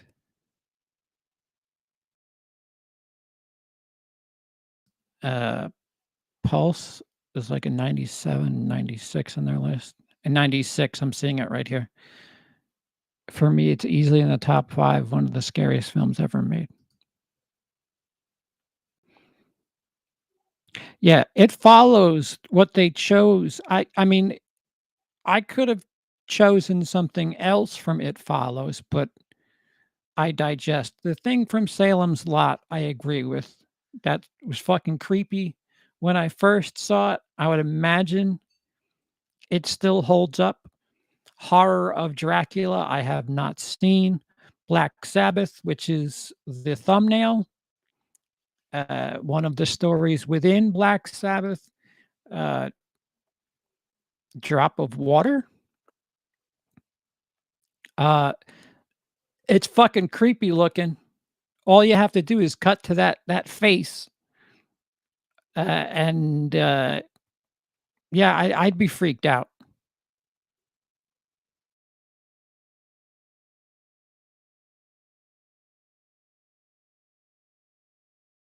Alright, outside the 9, take care.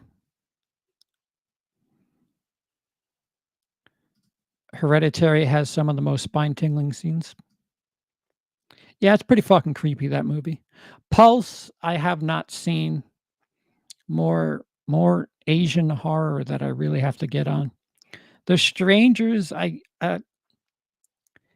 it's another thing that's based on real life.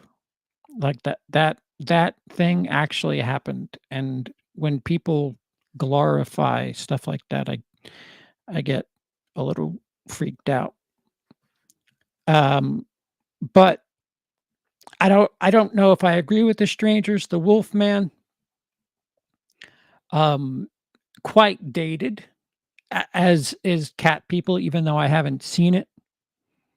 The Birds, it's so hard to get a feel for what everybody thinks about stuff that has a certain age to it. I mean, if all the birds around just started freaking out and attacking you and the entire city, you'd be pretty fucking scared, I would assume. Not birdemic scared, fucking scared.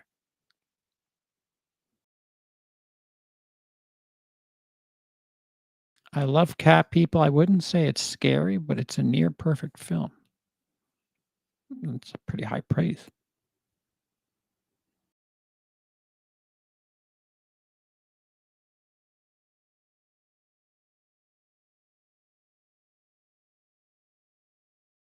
Well, we're still not we're not halfway done. Mulholland Drive, that's one of the movies that is not a horror movie, but there's a jump scare moment in it, and I'm kind of bothered that I haven't seen it, but saw it in this list because I know I need to see Mulholland Drive, but knowing that there's that moment in that movie, it's just like, "Oh, son of a bitch." Child's Play, it it'll be interesting to see when the full list comes out. I'll probably do this all over again, probably get some guests and ask people to rearrange and make their own, but that Child's Play moment, I think you have to appreciate that toys, batteries were a big deal. You didn't have a USB drive for everything. The American Werewolf in London thing, I agree with. Uh, it's funny which moments of these films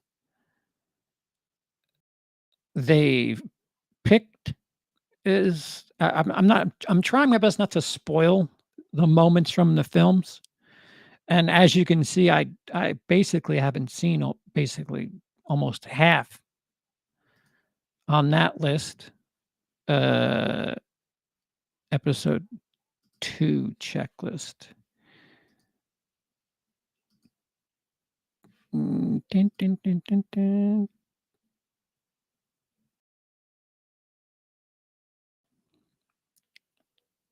Is it 88 to 76?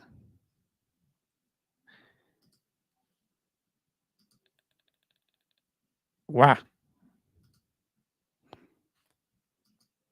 Okay. 88 is Us. Okay. Um, 87, The Witch. 86, Zombie. I haven't seen. The Changeling.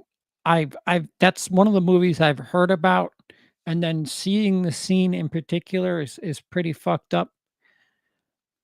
But I would almost see the changeling and raise you a pet cemetery, as telegraphed as that moment was in Pet Cemetery?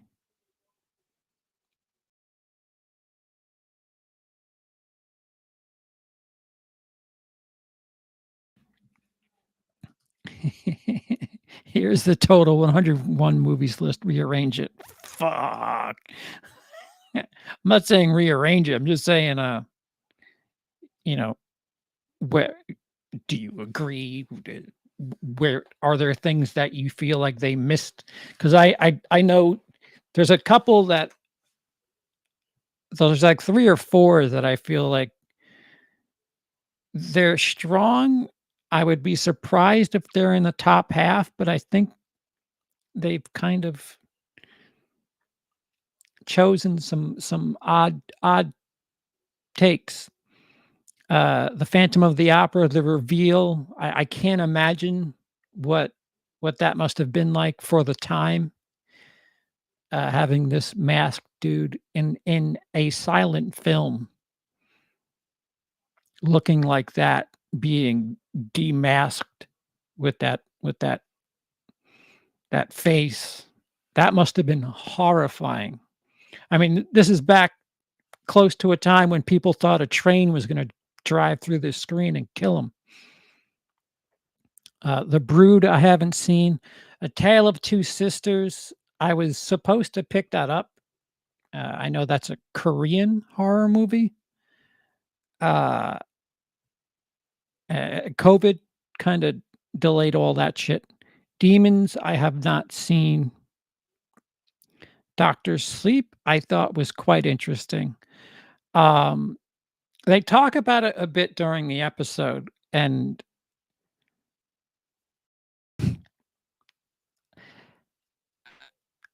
they skate past it, but I'm gonna say it. I wonder why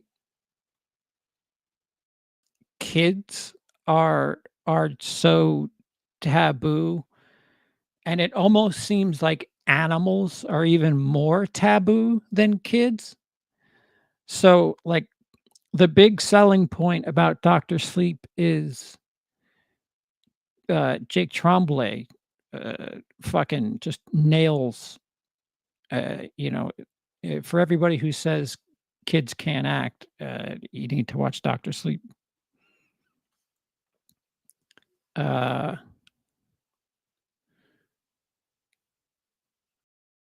yeah, I've heard, Jake. I know. There's a ton that I'm, like, way behind. Yeah, Alonzo, he always seemingly had to like, he thought about his kid, and, like, that would be a scary story and whatever the fuck. Children and or animals hurt or worse is a big no-no for my mom. Yeah, and I don't know why that is. If it's fiction, it's fiction.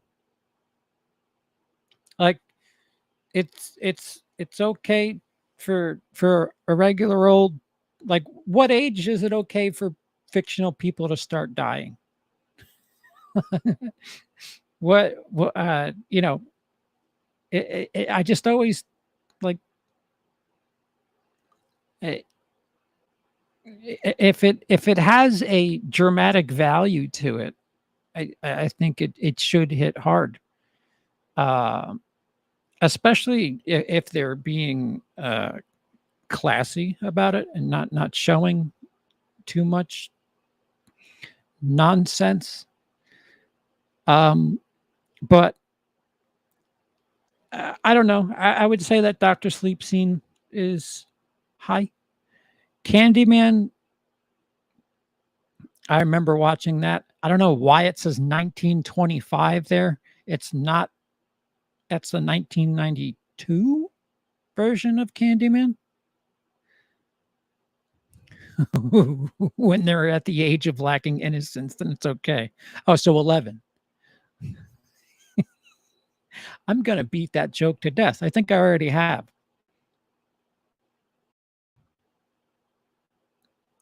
Uh, Invasion of the Body Snatchers, again, you don't grade the movies, you grade moments, and, I mean, that shot is iconic.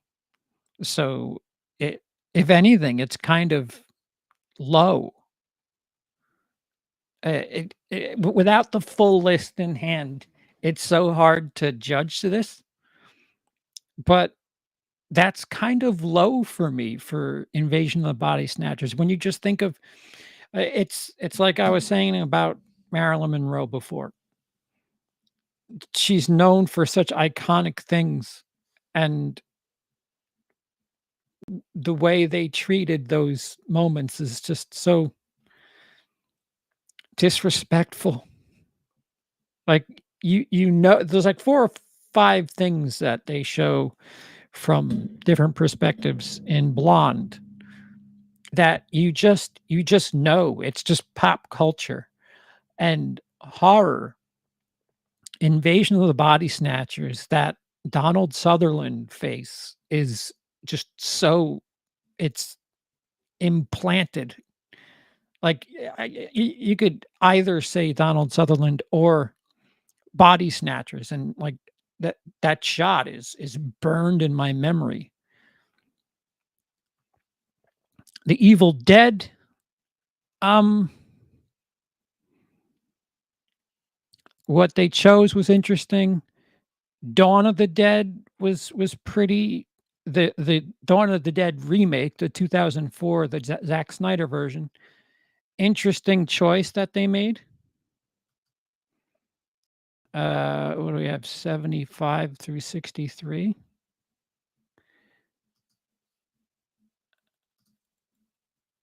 Oh, brother.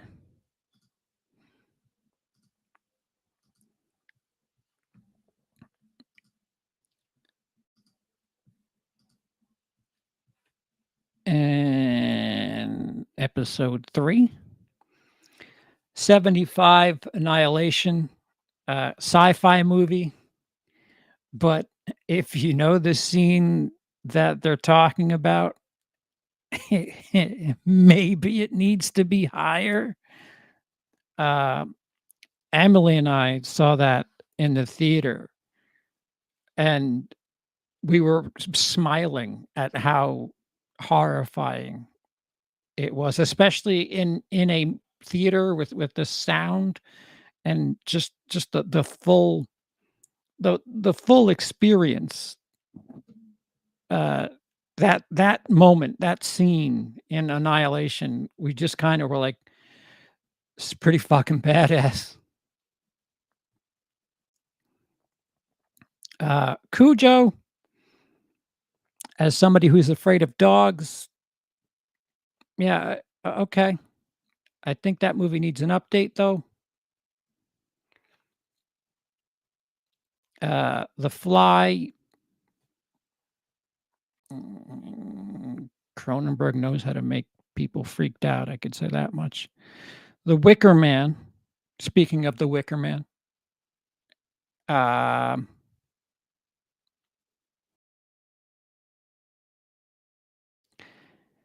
it's hard to judge something like that without, like, I don't have the history, of what people were expecting. I watched that movie expecting what was going to happen, so it wasn't that scary for me, but, and they're talking about the original. Don't don't ever reference the Nicolas Cage one, please.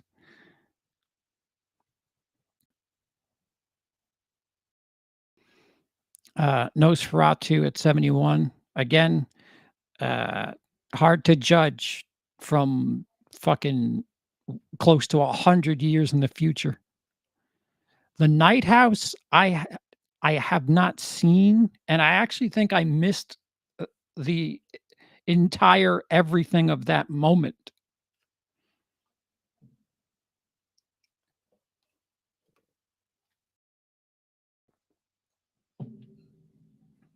Um, Aliens, again, I would like to see the rest of the list before I make any comments on Aliens,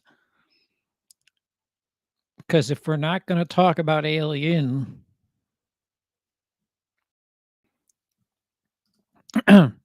Night House was supposed to be a Hellraiser set script, but couldn't get right, so that team is doing the new Hellraiser. I'm stoked.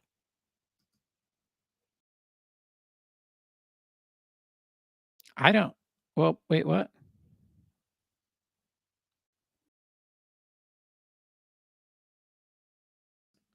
Oh, you didn't know the ending? Yeah, I knew the ending, and I was like, yeah. Yeah, the problem is if you watch The Wicker Man expecting a horror movie, even expecting a folk horror movie, for the most part, you're like, "Well, what's the scary part about this fucking movie?" Yeah, they're kinda culty, they're kinda whatever, but you never really get yeah, it's the payoff, yeah, like, it's a for me at least, it was like an expected payoff. The Babadook, I've heard it pronounced both ways. Uh, that I can't judge, first of all, because kids are fucking,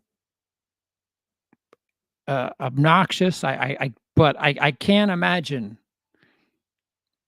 being a parent in that situation and then having other elements of stress, anxiety, and fear on top of it, so I've seen the movie. As somebody who suffers mentally, I'm not comfortable with the movie. I don't know if I would put it on scariest moments of all time. Uncomfortable moments of all time, it would be up there for me. Terrified, I have not seen. Friday the 13th, I was kinda shocked and pleasantly surprised that that moment was where it is, to be honest with you. I mean, if Friday the 13th, what they show is at 65, I would assume Carrie is higher, at least. Dawn of the Dead from 78, they have both Dawn of the Deads on this list, and, first moment of gore, the thing that they mention about the scariness of Dawn of the Dead is very similar to what the fucked up part of, uh, Romero's original was. You know, a poor apartment building, uh, and, the cops are fucking shit up, and then shit goes haywire. I don't know, like, everything's too chaotic well, again, I don't wanna spoil, like, any of this stuff for you guys if you wanna go check it out and you haven't seen these movies, especially. Peeping Tom, again, put yourself in that time.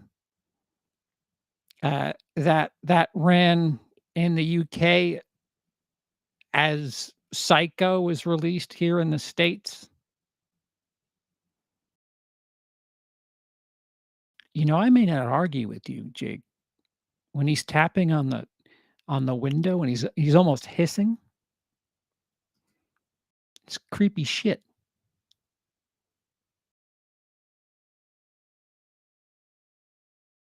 That last house on the left, I'll be talking about that at some point, I'm sure, Alonzo, as long as I'm allowed to. Fucking jerks. As long as they don't, they don't unfair use me. All right. So, and now this is the fourth and final piece. Keep in mind, there's a brand new episode that just came out yesterday. So there's 12 more movies that you can go check out for yourself on top of what we've been covering. And again, I'm not trying to spoil anything for anybody. I realize how difficult that is. And, being vague. I mean, there could be a part that you think. I mean, there's 2 or 3 movies where I'm like, oh yeah, it's going to be this, and it's a different part of the movie that you're thinking of. So, Terrified is on Shudder. Is it really? Well, shit. I'm gonna get the most out of my little subscription here. Out. Motherfucking spine is killing me. So 62, A Quiet Place. I agree with you. A Quiet Place 2. Thank God they waited so long for us to see it. The Autopsy of Jane Doe. I haven't seen it, but what they did show, I feel like I've seen it out of context. And what I've seen out of context didn't really blow my skirt up. But that's, it's hard. It's hard to judge a movie. But if we're judging just the moments, I wasn't that thrilled with that moment in Autopsy of Jane Doe.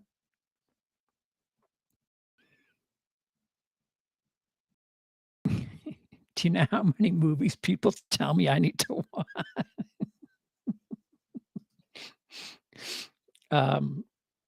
Yeah, but I have it marked need to see. Phantasm, from what I've heard and what they've even said on the show, Phantasm's fucking out there. So rock on. The Grudge. I agree with that, and that's the original. That is not the Sarah Michelle Gellar version. Asia. I'm telling you, if you think you like horror, Japan, Korea, there's a lot of really good horror out there that you really need to explore. When a Stranger Calls, I agree with immensely, and it gave me an idea for a series that I will let everybody know about after this marathon of a month on this channel. Black Christmas. Again, hard to judge without seeing the entire list. Jacob's Ladder, fucking yeah, that movie, the whole fucking thing's scary. Same can be said for Threads. Fuck that. That Threads, the entire movie is just like, ugh, you're just miserable. Miserable, and you're like, man, what can we just all have peace?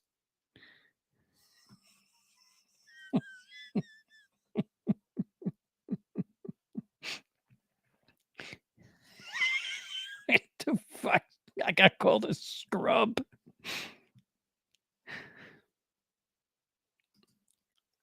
Uh,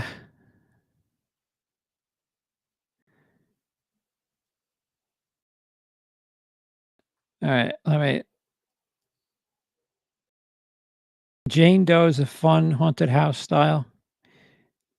Got to get into its mood. Yeah. Okay.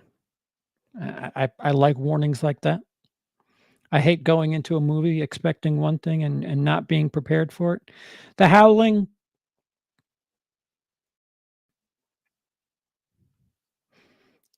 I don't know how I feel about that. Gerald's Game, I never saw that movie, but when I saw the moment, I was like, "Yeah, that's bad."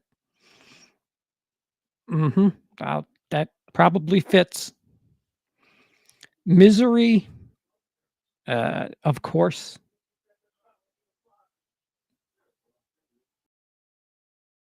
People talking really loud outside. Phantasm 1, 3, 4, and 5 are all on the cock. Tubi and Shudder. No excuses. Wait, it's on the cock and Shudder? Man, they're sharing?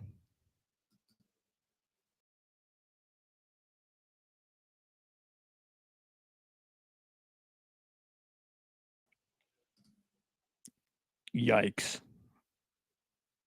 Yeah, yeah. There's just some movies you're never gonna get to.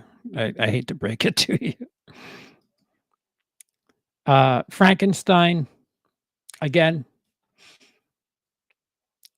today, it's not nearly as effective as it probably was back then.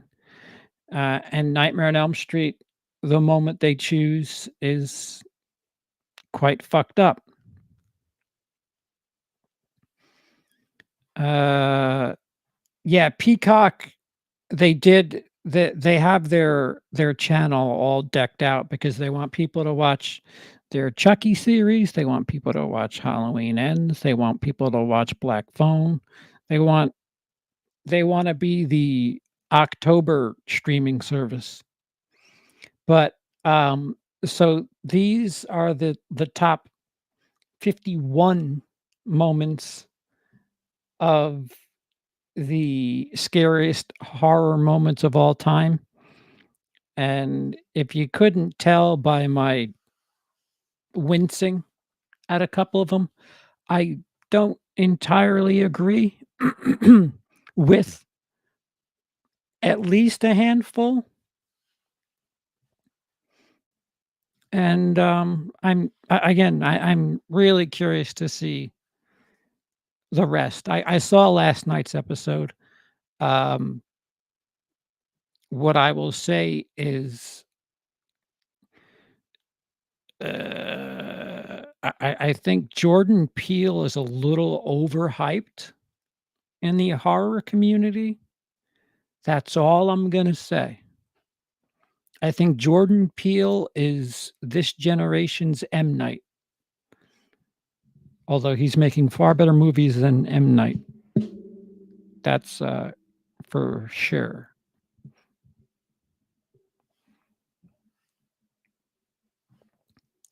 I haven't seen They, Them yet on Peacock. I've been meaning to, though.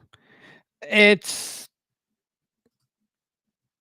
it it's just it's a movie.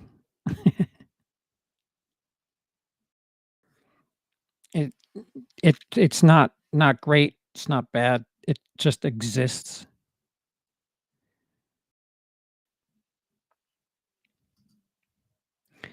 Yeah, well, it made it. It made it on the list, and that's not the only Jordan Peele movie. Yeah, um, it's hard, though. It's hard, again, just like putting yourself in a time period, um, like, I'm telling you, if I think Shudder's what, $5? Is it 5 or 10 or 7? Hey, cheers, Deadhead. I'm drinking vanilla Coke coffee to help myself get through all this bullshit editing. Can you give us a hint of the scene from Us? I can't think of a single one. Is everybody alright with me spoiling the scene from Us? Is there a way to do a votey thing? Man, I'm so shitty at being a fucking content creator. Didn't mean to hit the mic, sorry. Get Out, Us, Candyman as co-producer, not director, and nope. I really like Jordan Peele. If you were black, you'd like him more, CP? No, and that's kind of what I was getting to. I don't I don't see, eh, his success in the same way that you do. It's just there are certain things that I couldn't possibly imagine because I haven't experienced them. Like the he's got movies like Get Out. I love Get Out, but there's no way I could possibly understand just how realistic and fucking creepy that must be for people of color. Like, I genuinely can't wrap my head around it, and to know that it's closer to fact than fiction is is fucked. Like, we gotta be we need to do better. Jordan Peele did not direct Candyman, he produced it.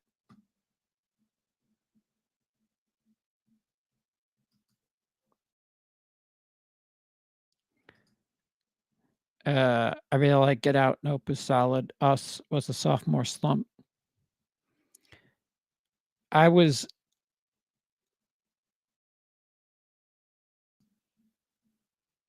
mm, oh, that's not the moment for the record.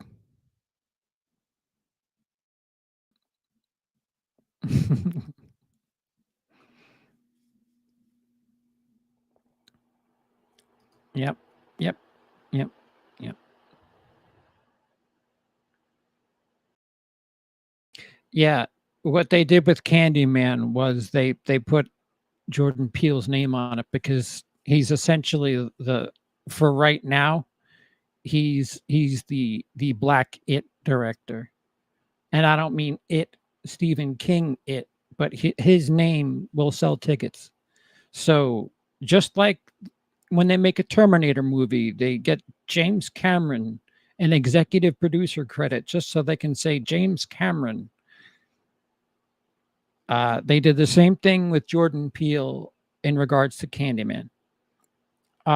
Nope. I need to watch it again, but as of right now, Nope is my least favorite Jordan Peele movie.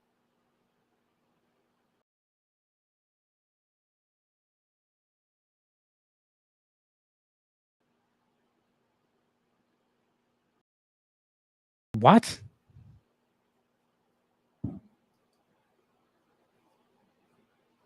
What are you talking about?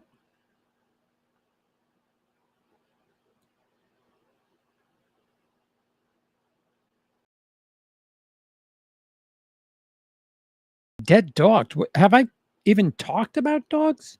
Let alone dead ones? Yeah, people, horror especially isn't performing as well as it did at one point. People have gotten used to watching thrillers and horrors at home. I mean, that's most horror, most thrillers, most things of that ilk are usually watched at home. Like that was the big thing when I was a teenager, a kid, a young adult, going and renting shit and picking it out for yourself and getting 2 or 3 and watching them in the privacy of your home with, you know, a girlfriend, other friends, whatever. But it was more of an event thing at your house than it was an event at the theater. It wasn't horror movies weren't like, Jurassic Park, Avatar, things like that.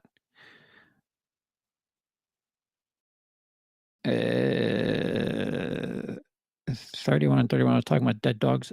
I what? I don't remember.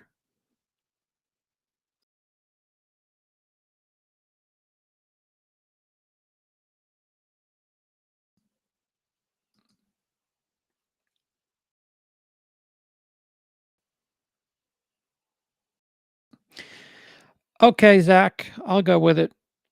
The moment in Us is the family standing in the driveway being backlit so that looks like they're shadows.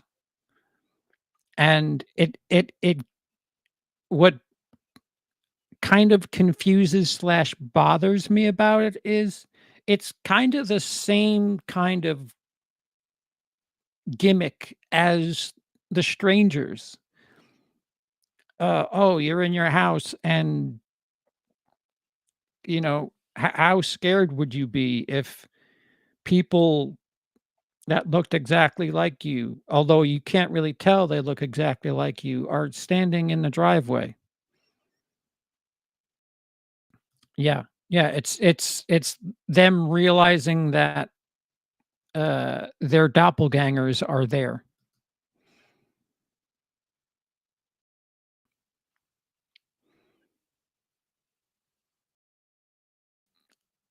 Us really struggled to have any coherent ideas, all ambition, no discipline. Nope is ambitious, if not more so than us without the problems that film had. Yeah, um, I need more. Uh, my brain is a little, my ADD kicked in pretty fucking hard for Nope, where it was like, "Come on, we could do this a little bit faster."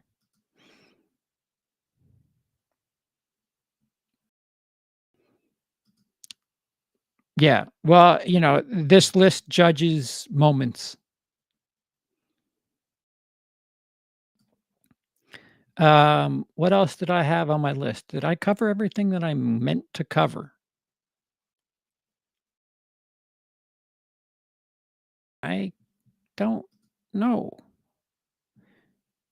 There's 15 watching, and I only have 14 likes. Smash that thumb, people. What the shit? Be a good human, please. I'd appreciate it. Oh, okay. All right, barbarian. Oh, yeah, and the other uh things I have. Barbarian. Um, I quite enjoyed it. Is it top 5 for me? Where are you? I lost my list. I love the fact that if all you have to go on in that movie is the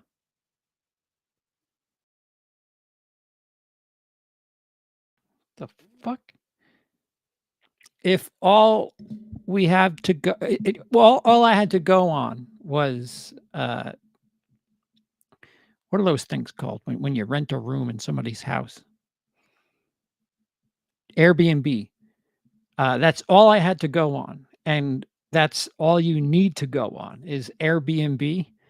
The first half an hour is you think you know where things are going, and of course, it's what's his cock from It, and you're like, "Oh, no. Why would you sleep in the same house in a fucking Airbnb with this dude?" And it's well, let's just say the fucking second actually, the last 2/3 of the movie are fucking crazy. Uh, it's pretty hardcore. The flashback towards the end, I felt like, um, I don't know, I didn't wanna feel I don't like it when I start feeling a little bit of compassion for the thing I'm supposed to be afraid of, and that's how I felt with the flashback for a brief moment, but, yeah, no, I don't have my rankings in front of me. What is it that I use to letterbox? That's it. Fuck.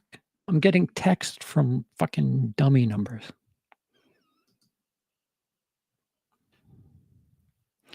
Profile, lists.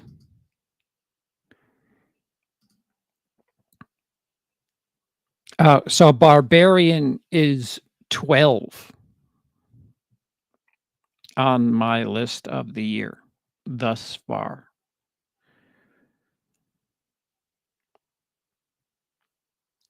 Bodies is third from the bottom. I fucking hated that movie. Orphan First Kill, I didn't have a great appreciation for. As of right now, my top 3 are X, Black Phone, and Emily the Criminal.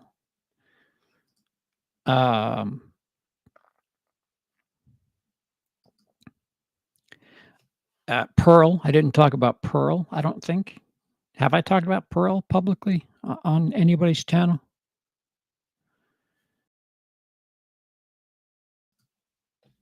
No. No. What they did in Atlanta was give everybody a sneak preview of what they're going to do. The Mets are so good at just letting people down. And your fucking Cardinals are just gonna somehow make it play the Braves. I hope they beat I can't stand the Braves. I really can't stand the fucking Braves. Actually, I can't stand the Dodgers either. If one of our 2 teams makes it, I'm alright with that. Fuck the Braves, fuck the Dodgers. Fuck the Yankees, fuck the Astros.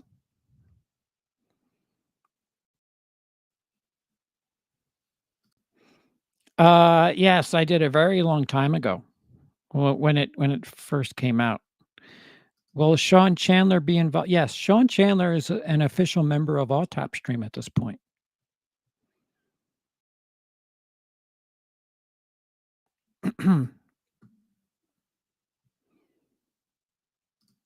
It's a good thing I'm immune to hype because hype would have hurt Barbarian for me, and it did. It did for me, but I still managed to even with the first 30 minutes, I was like, "Ooh, what's going on here?" And then it takes that left with the basement, and I'm like, "Oh, we're going somewhere totally different." But everybody made it sound like it's gonna be your number 1, and I was like, "Really? Alright." And then they said the same thing about Pearl, and I said, "Pearl is different." Pearl, I can't imagine horror fans going gaga for Pearl, because Pearl is more of a Hollywood movie that happens to have horror elements, but, um, I would imagine the average horror fan being a little bored with Pearl, but as a film fan, I quite enjoyed Pearl, not to the I think as a film, Pearl is a bit better than X, but as a horror, I think X is a better movie than Pearl, and, expectations kind of ruined how I felt about Pearl. So there's that. Fuck the Yankees, fuck the Dodgers. Yeah. Yeah. Oh, yeah, you spent a $15 billion on your team, and you're doing well. That's so crazy how that happens. I did not. Not yet. My uncle has it on standby. You got your ring, your 2016. That is 30 years. more recent than my team's last ring. What do you mean feel bad for me? All right, you know what? Well, actually, no. In my lifetime, the Mets have won one World Series. In your lifetime, the Cubs have won one World Series. We're tied.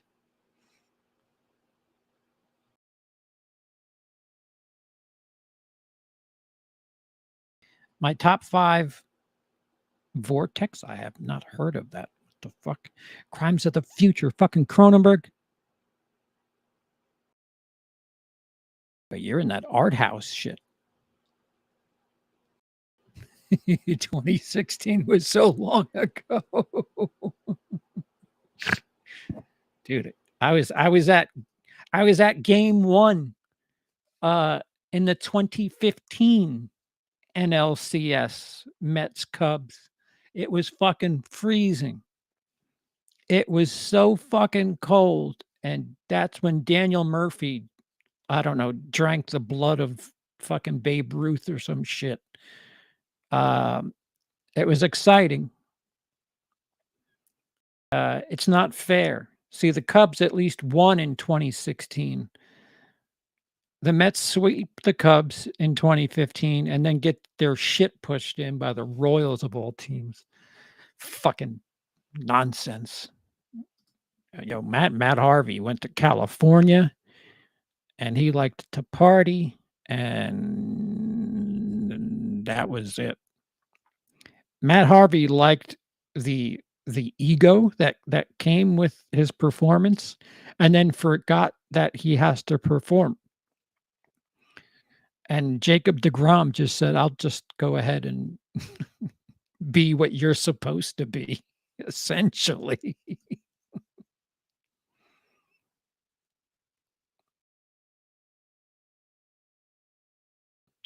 Resurrection should be more discussed. People are sleeping on it. I love Rebecca Hall. Tim Roth killed it. I'll look for it. I'll look for it. I usually go bananas in December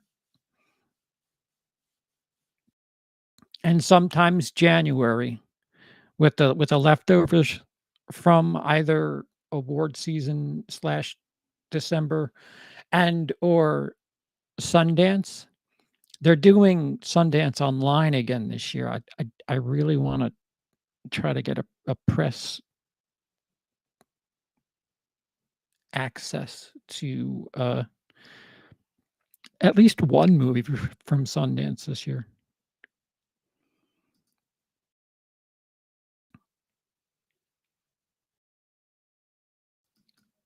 The Gift better be on that top 101 scene list. It's close enough to horror. Which The Gift? Are you talking about the Katie Holmes The Gift, or what's his face? Fucking hell.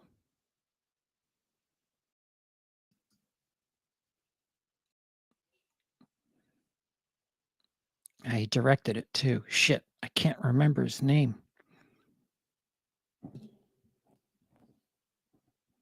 He's a Skywalker, for fuck's sake. Jason Bateman. All right, so it is the 2015 one. Yeah, if you're talking about the hospital scene, Joe Edgerton. Yes, thank you. Whew. And he had a cameo in Obi-Wan too. Joel Edgerton. He was good in Warrior too. I quite enjoyed. I enjoy his work, period. Giovanni Ribisi was phenomenal in Katie Holmes' The Gift. I'll tell you what was phenomenal in Katie Holmes' The Gift. Katie Holmes' Gift.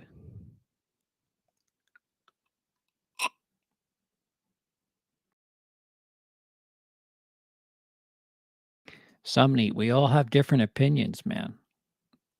I might think the same thing.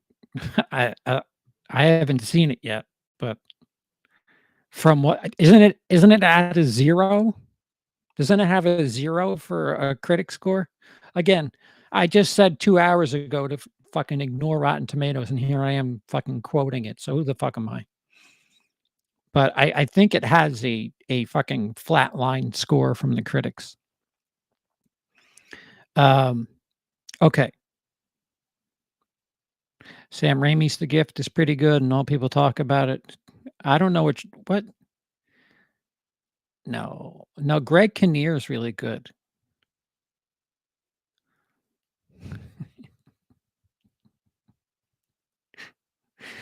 Dude, I was young. I was young enough to be only concerned with that moment when that movie came out. So,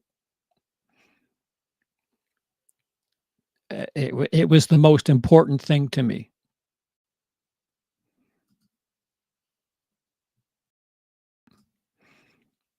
Alright, so just to let you guys know, I'll wrap up for now. When the 101 list wraps up, I'll talk about that again. Oh, shit. Uh, I'm going to give you a sneak peek. Does the phone fucking work? Um, I have a partnership with a company that is offering a discount to movie fans like me for, let me see, for artwork based on film. I'm not gonna be able to get it with the phone.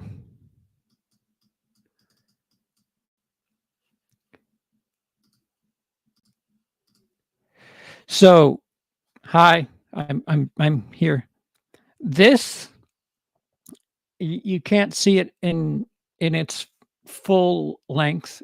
This is a, movie palette is what they're called, and what they do is, this is canvas. Uh, what this is artwork made out of a strip of every frame of the movie. So this here is rounders. This is what if you were to take the screen and just fucking make it a tiny little sliver for every shot, this is what it would look like. Knowing the movie the way I do, I can tell you that this right here is the bathhouse scene when Matt Damon asks, Kanish for, a loan at the bathhouse, and obviously all this here is at Teddy KGB's. If you know the movie, you know what's happening here. This is the very end, in New York City. Uh, see, the fun thing, and it's a I'm not a good salesman. I'm not trying to, you know, talk shit that I don't believe in. Uh, I think artwork like this, first of all, it's neat because it's not just a fucking movie poster hanging on the wall. I can't tell you how many times I would get called, "What are you still in college?" Uh, hanging up posters and shit on my wall. This you can cunningly disguise your movie fandom while still having it be a creative form of showing support for a film, and it's a hell of a fucking thing to gather around at a party, because I there are genuine moments here. I've seen rounders a ton of times, and there are moments where I just don't know, like this pinkish red strip here. I don't know what part of the movie that is. Um, so, you know, you have artwork like this in your house, and you know, it'll be a conversation starter to say the very least. And you fucking make a game of it. I mean, I can't tell you, like I said, this I've seen the movie enough, way more than enough to know. I know that this is the bathhouse scene. Obviously, this is the end. This is uh, him giving the money to his girlfriend and then taking the cab. Uh, oops. This is him borrowing money from his professor. This little slit, you see these brown slits here? That's him borrowing money. I should I'm going to do an ad, a commercial proper for this, but I can show you reference points that will prove just how much I know what I'm talking about. He asks for a loan here. This thin bluish white stripe is when it goes to the check cashing place. And then it's brown again because he's back underground. And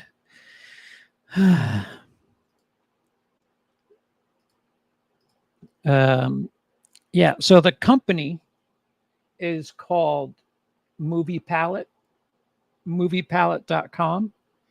Take a look. They were kind enough to send that to me with a coupon code if you would like to get something like that on your own. They have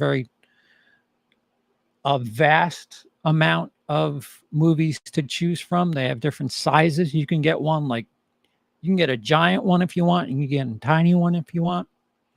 And I was close. I was close to getting Wizard of Oz because I mean that's an easy one if you think about it. Like I want to get like 15 of these and then just have you people figure out. All right, guys, guess what movie this is? Because Wizard of Oz, it'd be gray. The left half would be gray for a chunk, and then I'm assuming a lot of gold in that movie palette. But the coupon code is Rounders15 to save either 15 or 20% on an order if you were so inclined. And again, the link is in the description down below, or you just go to moviepalette.com, coupon code Rounders15.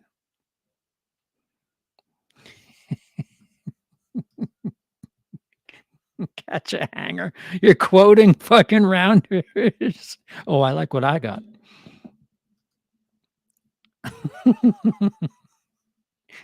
You should have played those kings, Mike.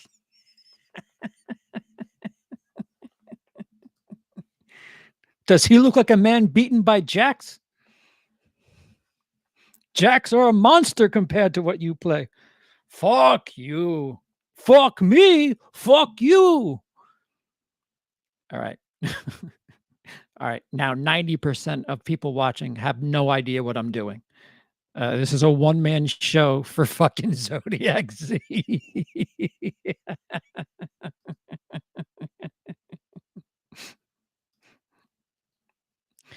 Lies down a monster. All right. All right. All right. So, yep. There it is. That is Rounders in sliver art format on a canvas. It's just a sneak preview. I have a video that I cannot finish during the month of October that will be released in November, where the official partnership will come out, but you have access to the code now if you want something like that.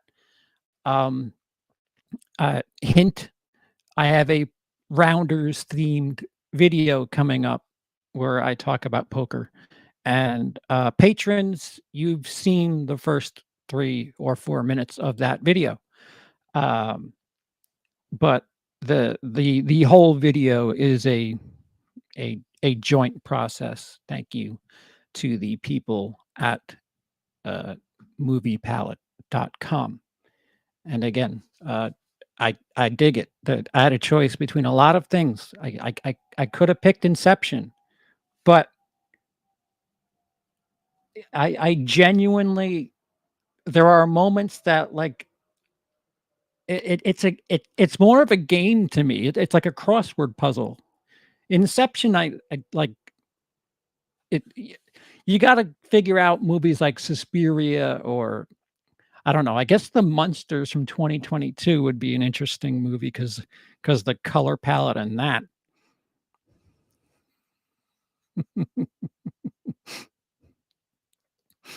Um,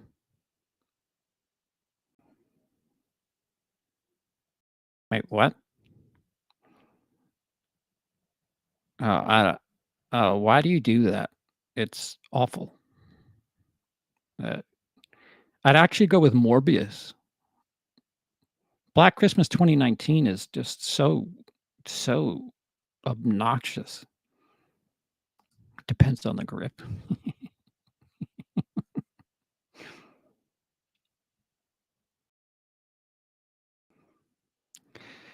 228.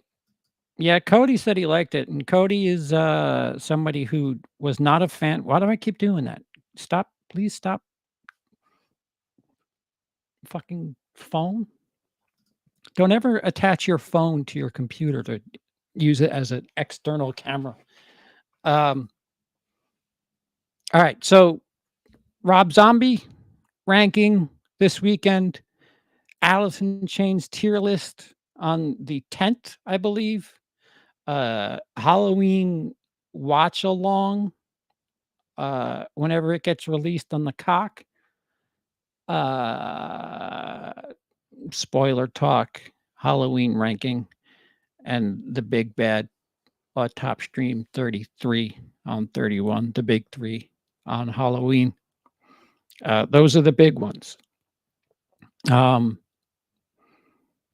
I should be able to film at least the the autop stream video on a 4K camera and not this. So there's hope. Freddy vs. Jason's very colorful. I didn't even think about that. He had the original in the 20s, the low 20s. Fuck is that?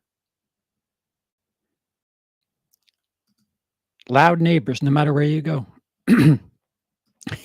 You should have got irreversible. Just a big red chunk in the middle. Oh, I know what that is.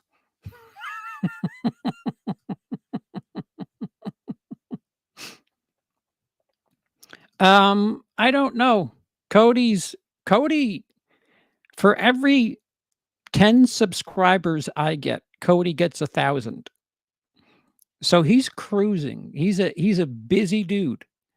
Uh, uh, uh, I'm available if he's so inclined to invite me and want to talk about it or join me and talk about it. Yeah. Uh, I, I've got nowhere to be.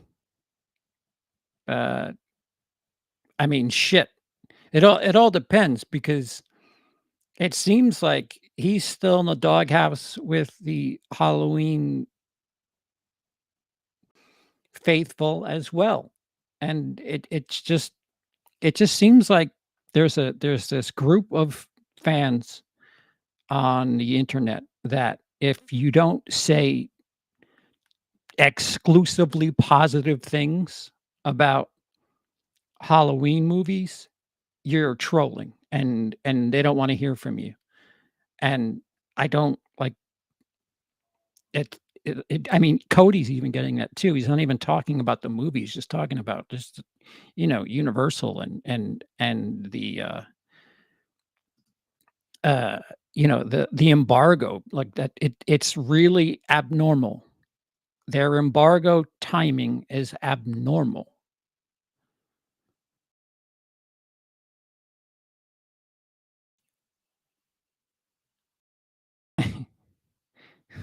Faithful or cultists. Oh, like I said before, they're Wicker Men. They should be fans of Wicker Men. But it's kind of in his court. If he's free and wants to talk about it, I certainly will make time to talk to Cody about it because we'll be the Halloween trolls, regardless of how we feel. You know what would be funny if we're the only two that actually like really enjoy the movie. That would be some shit. All those cultists, all those Halloween faithful forget that I gave Halloween Kills a 5. I think I gave it a 5 or a 4.5.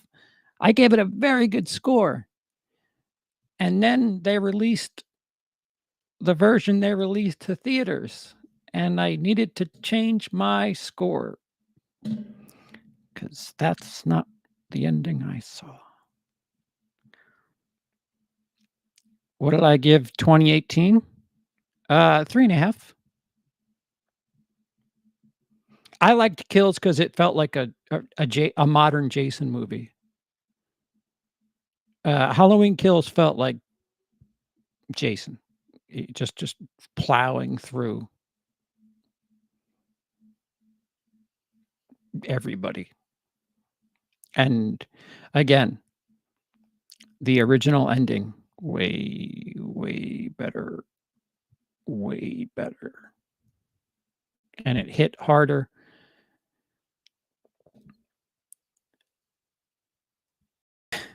I think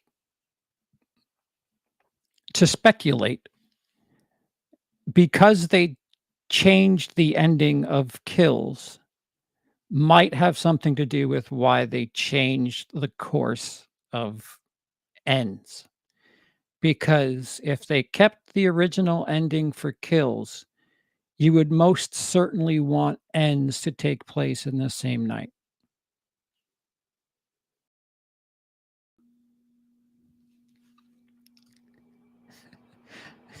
S Something like that.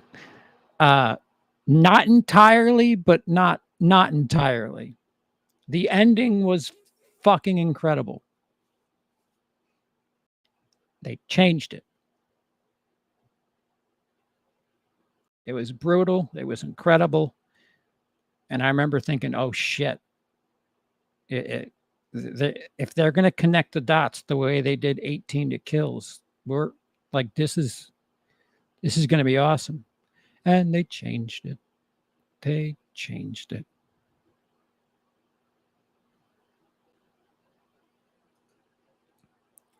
No matter how they did it, I wanted it to take place in the same night. Trust me, it yeah, I agree.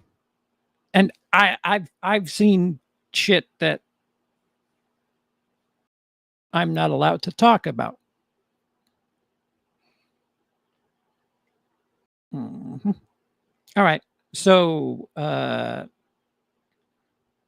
we'll see it. Depending on how my, editing goes, maybe I'll do a weekend live on Sunday night or some shit. But, thank you guys so much for joining for nearly 3 hours. Thank you to the newest member of the channel. Thank you for the super chat, Sean. Again, if you'd like to support the channel and get probably the best value. Wait, what? Nope, nope, nope, nope. I can't.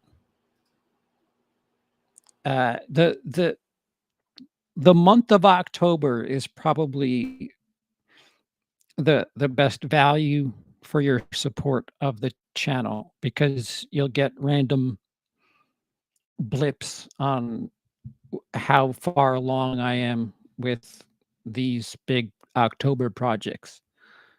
Um, but any support is appreciated and obviously welcomed. But as simple as a thumbs up, just click that thumbs up. That helps me, and those are free. You can support the channel by clicking a thumbs up, dropping a comment every now and again. If you really dig a video, share it. Um, if you're not subscribed, subscribing, shit helps. You'd be surprised that it's support. Some people think the only way that support is noticed is money, and it's the furthest from the truth. Okay, guys. Until next time, thank you so much for indulging me for 3 hours, and thank you for hanging with me for 3 hours. I have to go pee. Maybe more, maybe less, maybe more.